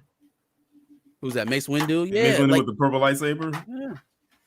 And Samuel Jackson requested that. He said, "I don't want my lightsaber to look like everybody else. I want mine to stand alone." He said, "Make mine's purple," and it worked. That's the character I want in Star Wars. You know, Mace I did the Windu? math. He's gonna be 105 years old when Rey, Finn, and Poe face Palpatine again in Rise of Skywalker. He's 105 years old.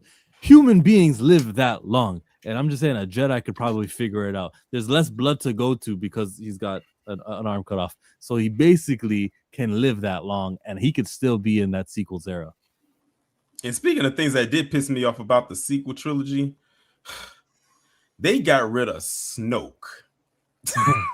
They got rid of Snoke before we really got to know what his storyline was. I said that could have been a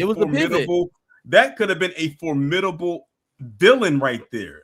But That's the result of flip-flopping directors in the middle of that is why after the last, because they killed Snoke in the Last Jedi. After the Last Jedi, I was done. I was mad because I was like, y'all killed Snoke. I was so interested.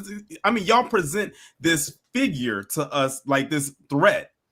Over the course of the first movie, we keep hearing his name, we keep seeing him in the shadows and all types of stuff like that, and you show him in the second one, and only to kill him. It was the beginning of the end. It was literally the beginning of the end, from the killing of Snoke to the premature, I guess, character switch of Kylo Ren. The decision to go away from Abrams' idea of what to do with Luke and turn him into a fucking hermit. Literally, everything that went wrong with that series started in Last Jedi. And what they did with Finn. Did you say what they did with Finn? What they did with Finn. Okay, what they did with Finn. Because initially, like, I think didn't they say like George Lucas had a whole thing of what he wanted Finn to actually. Finn was going to be a Jedi. He was supposed to be would have been one that. Finn's story would have been one of the best Star Wars stories since Luke Skywalker. A clone to be a Jedi, a Force-sensitive clone. Exactly, that was something that was never seen before that could have worked. And they like you said, they pivoted to some. I'm not trying to get into that. I never, to this day, I haven't watched The Rise of Skywalker. Don't plan on it. This is what hey, chill. If this is this that link I just sent? Yeah. Okay.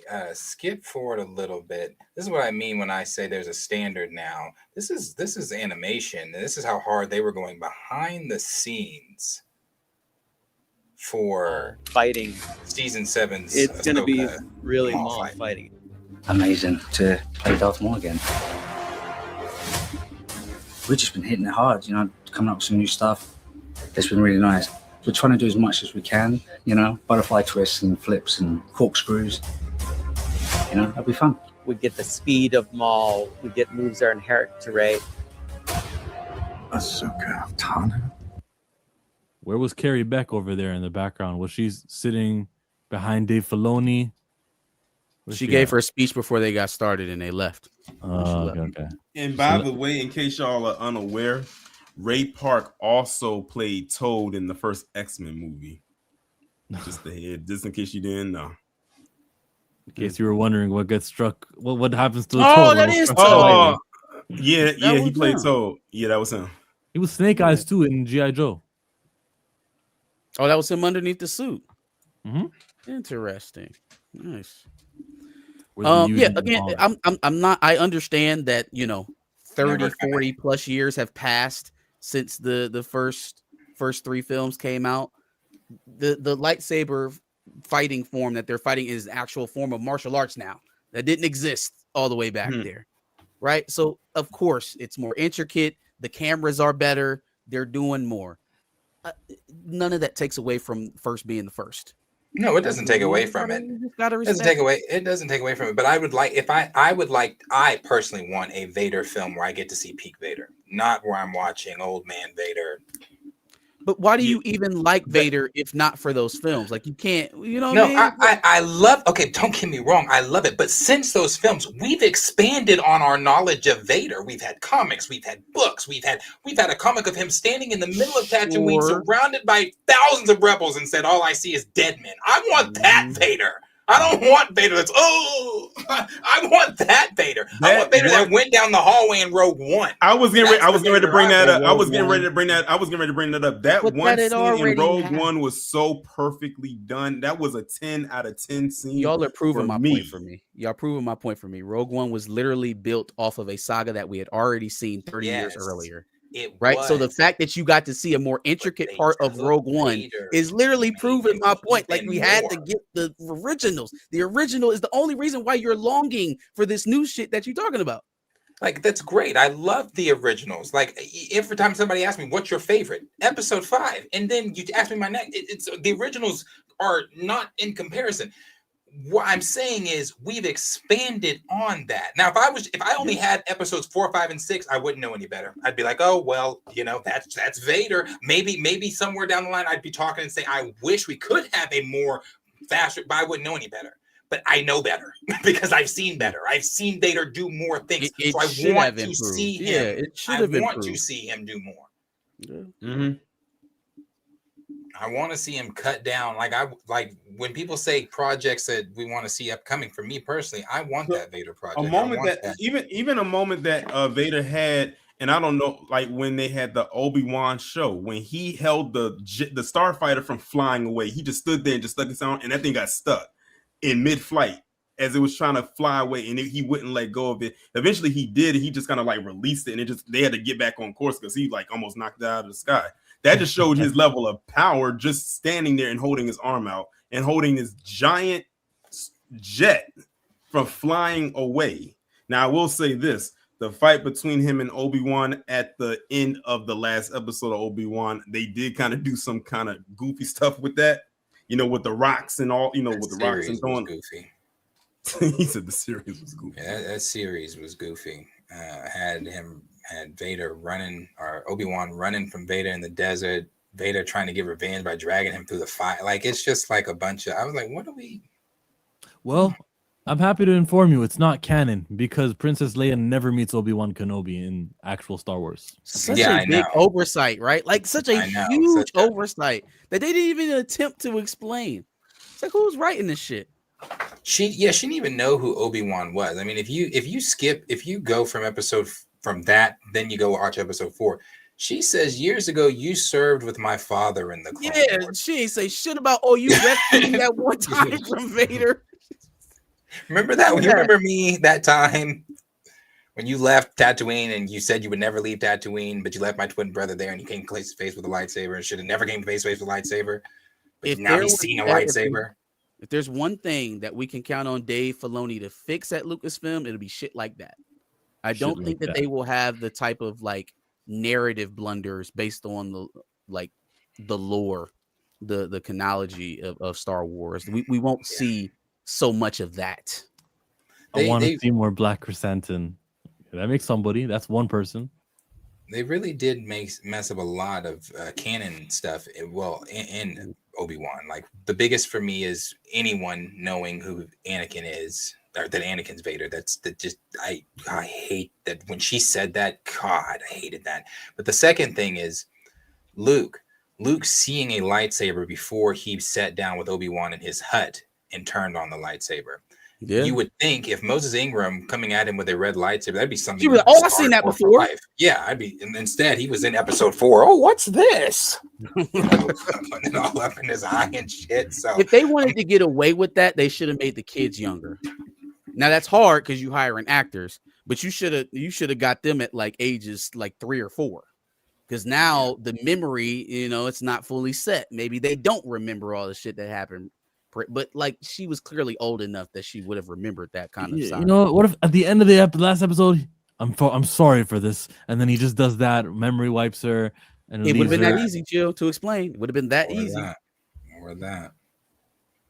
I'm ready for that Mace Windu versus Darth Vader series where we can see those two fight each other. It'll happen, let's say, 4 years after Revenge of the Sith. It'll be Quinlan Vosk. He could be in there too as a survivor, and he'd be like, "Is that Asajj Ventress? I don't know. Never mind. We can have those 3 characters. We're good. That's a movie." Fingers crossed we get that battle in the mall show. Wasn't it Maul Vader? It's crazy. The only thing I remember from season 3 of The Mandalorian was the backstory that they did on Grogu when he was saved from Order 66. Remember they by showed the what's it called flashback? it by Jar Jar Binks.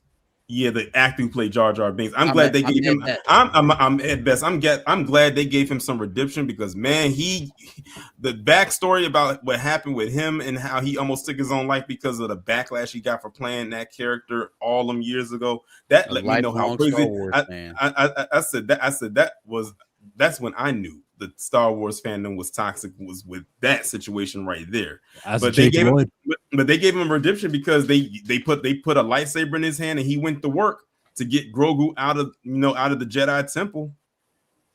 And the Skeleton Crew kids made it out alive. I poor choice of words, but they've made it out without any sort of like online bullying. To my knowledge, they should be fine because nobody watched. Yeah, you didn't watch Andor either. Oh gosh, no. But that show seems to have a somewhat of a decent following. Yeah, there are people that love it. People love that show. It's because they doing stuff on Andor that they would usually do in an HBO short series. It's not. I don't want to say it's not Star Wars, but it ain't. It's not Star Wars. I'll say it's not Star Wars-esque. Yeah. What is it? Andor? Mm-hmm. Yeah, no. Your Andor takes place right before Rogue One. Only thing I liked from Andor was Mothma's speech. That's it. And only because it's literally an episode of Rebels. From that speech goes right into Rebels. So that's the only reason. They sure have found a way to stretch that shit out, though. They have. But if the Maul and Vader thing does happen in the show, that would be fantastic. I hope that is something that they do. I think that's something that they're looking at doing or already done. If it's already filmed and done and all that stuff, I think it's coming. Andor, yeah, as like I said, people love it. There are people that love it. So I don't know if you heard it. The actor who plays Jar Jar Binks, his name is Ahmed Best. He was in the flashback episode of Grogu getting saved from episode 66. And I don't really know if it's redemption. I don't know if I wouldn't even really say they gave him redemption. I would say that I think this fandom has a very short-term memory sometimes and forget who they bullied. Because they bullied the shit out of Hayden Christensen too. But then when he showed up, right now, at celebration, everybody's like, crying and shit. I'm like, wait, just like a lot of the fandom claim they didn't like the prequels, but then when the trilogy sequel came out, now they love the prequels again. They love the prequels. Yeah, that revisionist history is something else. Yeah, it's not very super. Well, we're moving on now to the side. I'm Too Fly Cam with $2. Andor, the greatest. Oh yeah, it's you. You can write it. You can pay. I'm not gonna say it. You mean Rogue One? I was gonna say Andor is not better than Rogue One. I was about to say Rogue One is maybe one of the best Andor. But I'm glad you like it though, man. I won't yuck your yum. He's like guys who do this, right? The super chat just to egg us on. No, I'm not gonna do it. Nope. I'm too fly. I'm too mellow. There are scenes from Rogue One's TV trailers at the time that weren't in the film with Vader that I was hoping that were going to be released like on the DVD behind the scenes deleted stuff. I don't know if they just are keeping that and never show, but there was an argument that him and Krennic were having in the original trailers where Krennic was yelling at Vader, walking at Vader and saying, "We are dealing with immense power." And Vader, I'm thinking to myself, oh, that's going to be such a dope ass scene. Nowhere, gone. Never seen it outside the trailer. No idea. flip floppers. Same with the Jar Jar. I mean, the fan base is vast. I'm sure the ones who were cheering for Jar Jar and Hayden's back and prequels, I'm sure they're not the same human beings who were angry. I don't think it's like the John Cena fans. They all turned. They were all against him, and then they're like, oh, okay, look, we like you now. I do think that it was separate people, and they say that the sequel era will have their fans. One day there'll be a Star Wars celebration. It'll be like Daisy Ridley's back with the Oscar Isaac with the John Boyega. Go crazy, guys! Oh yeah, no, all right, bring in Rose Tico. Not Rose Tico. I forgot I about do her. think this will be the She first. caught a lot of heat. Since this is the first generation of Star Wars viewers that were born on the internet and their attention spans are inherently faster than ours, I do think this is the first generation that will forsake their Star Wars. Oh yeah, I do. I think do they will too. absolutely forsake it. At this point, it's completely memeable content right now, so it's not like it's very popular in their formative years. As they grow older, it will only diminish from that point. I don't think that they will cling to this the way that our generation clung to the prequels, the way that our parents clung to the original series. I do not think that the roots were grown for this latest iteration of Star Wars. And I know that because in Fortnite, the Star Wars characters from yesteryear are more popular than the ones that are from the sequel era. Same thing with the hotel. We also have to, wonder too. Just because it's on Fortnite, I'm always gonna go back to that video. I saw it again the other day where the little white boy was saying, what were they, basketball players, football players? They asked him about. He's like, what cartoons you watching? This little boy said Kai Cenat, and he was like, no cartoons. He was like, YouTube. He's like, no, like what's Cartoon Network? And he's like, I don't know. Like these kids aren't like, they might know through the pop culture zeitgeist who these people are. Like, oh, I know that that's Darth Vader. I am your father. I know that, Anakin Scott, but they're not, I don't think Star Wars doesn't have like new fans running out to buy merch or to watch films or anything like that. They just don't have that. So I agree with Marcus. I think this is going to be the generation that we are the generation keeping Star Wars alive. Sure. Mm-hmm. There's not like we're not I've seen videos of people like, oh, I'm showing my kids Star Wars, but it's not like that's not like a huge margin of people. They're like, oh, Star Wars, love it. I think we're it. After we're done, it'll be a few people that tell the tale of Star Wars. That's why they keep making so many remakes, because they got to keep the IP alive.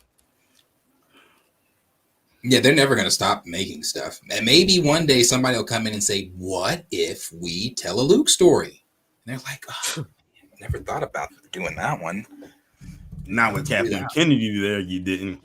Dave Filoni knows that at Star Wars Celebration in 26, 27, whichever was next, he better say something about a character that Star Wars fans like and say that's what's next. Yeah, Starfighter's coming. Yeah, Mando Grogu's coming. But you guys like Mace Windu? Welcome back, Sam Jackson. What would we, and I'm just curious because I know we're about to probably get out of here.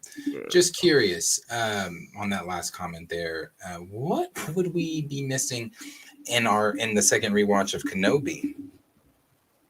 And the only reason I ask that is because in the first time, again, I just said this one. Nobody should know who Vader is. Mm-mm. When she comes in there and she's telling Obi-Wan, and Obi-Wan finds out who Vader is from a nobody, that so canon breaking. So many things that were canon breaking were just awful.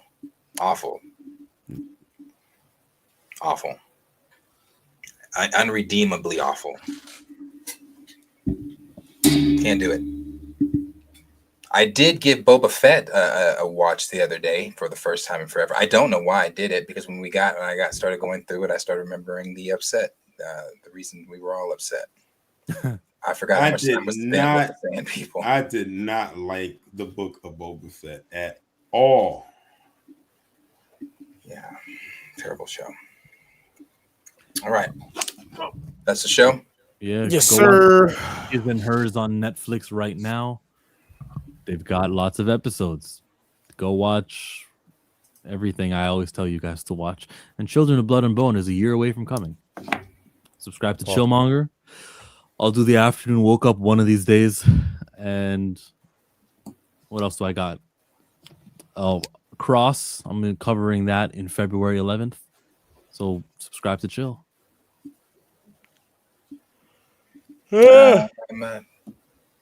My stuff is back up. Chill and I should be back. We'll discuss things, but we should be back on the morning report maybe next week. Y'all know where to find me. I've missed those morning reports too. Want to appreciate Torian coming on, joining us tonight, being our fourth. No problem. No Sir, problem. you know where you can find me. I'll be live on Sundays, back of the bus, doing dubs and L's and behind the cape. Come check me out. You can find me on here. Nobody asked where we could find you. He was last. Damn, right in the middle of my spiel. That's crazy. But you can find me on here, Torian Rain Reloaded. Also on Twitter. Well, yeah, I'm gonna call it. I ain't calling it X. Same name, Torian Rain Reloaded. Also on Instagram, Torian_Rain, and on Threads, the same name. And by the way, if y'all not on Threads, y'all really need to get on there because I found so many of my tribe on there. I found my Welcome to Derry tribe on there. I found my Stranger Things tribe on there. I found my Pro Black tribe on there. I'm telling you, y'all not on Threads, y'all need to get on there immediately. It's definitely a refresher for me when I need to get away from Twitter. Marcus, you might need to get on Threads after all you've been through these last couple of days. I gotta try battling the anti-recast. You need a breather. Try it. Thank you, Torian. Thank you, Marcus and Darius. Take us home, Josh. Hey, I've been watching y'all every single time on Thursday and Friday because I swear to God, y'all switch up every now and then. But rock out. I'm fucking with it. I'm out. Thank you, Josh. Appreciate it. I know.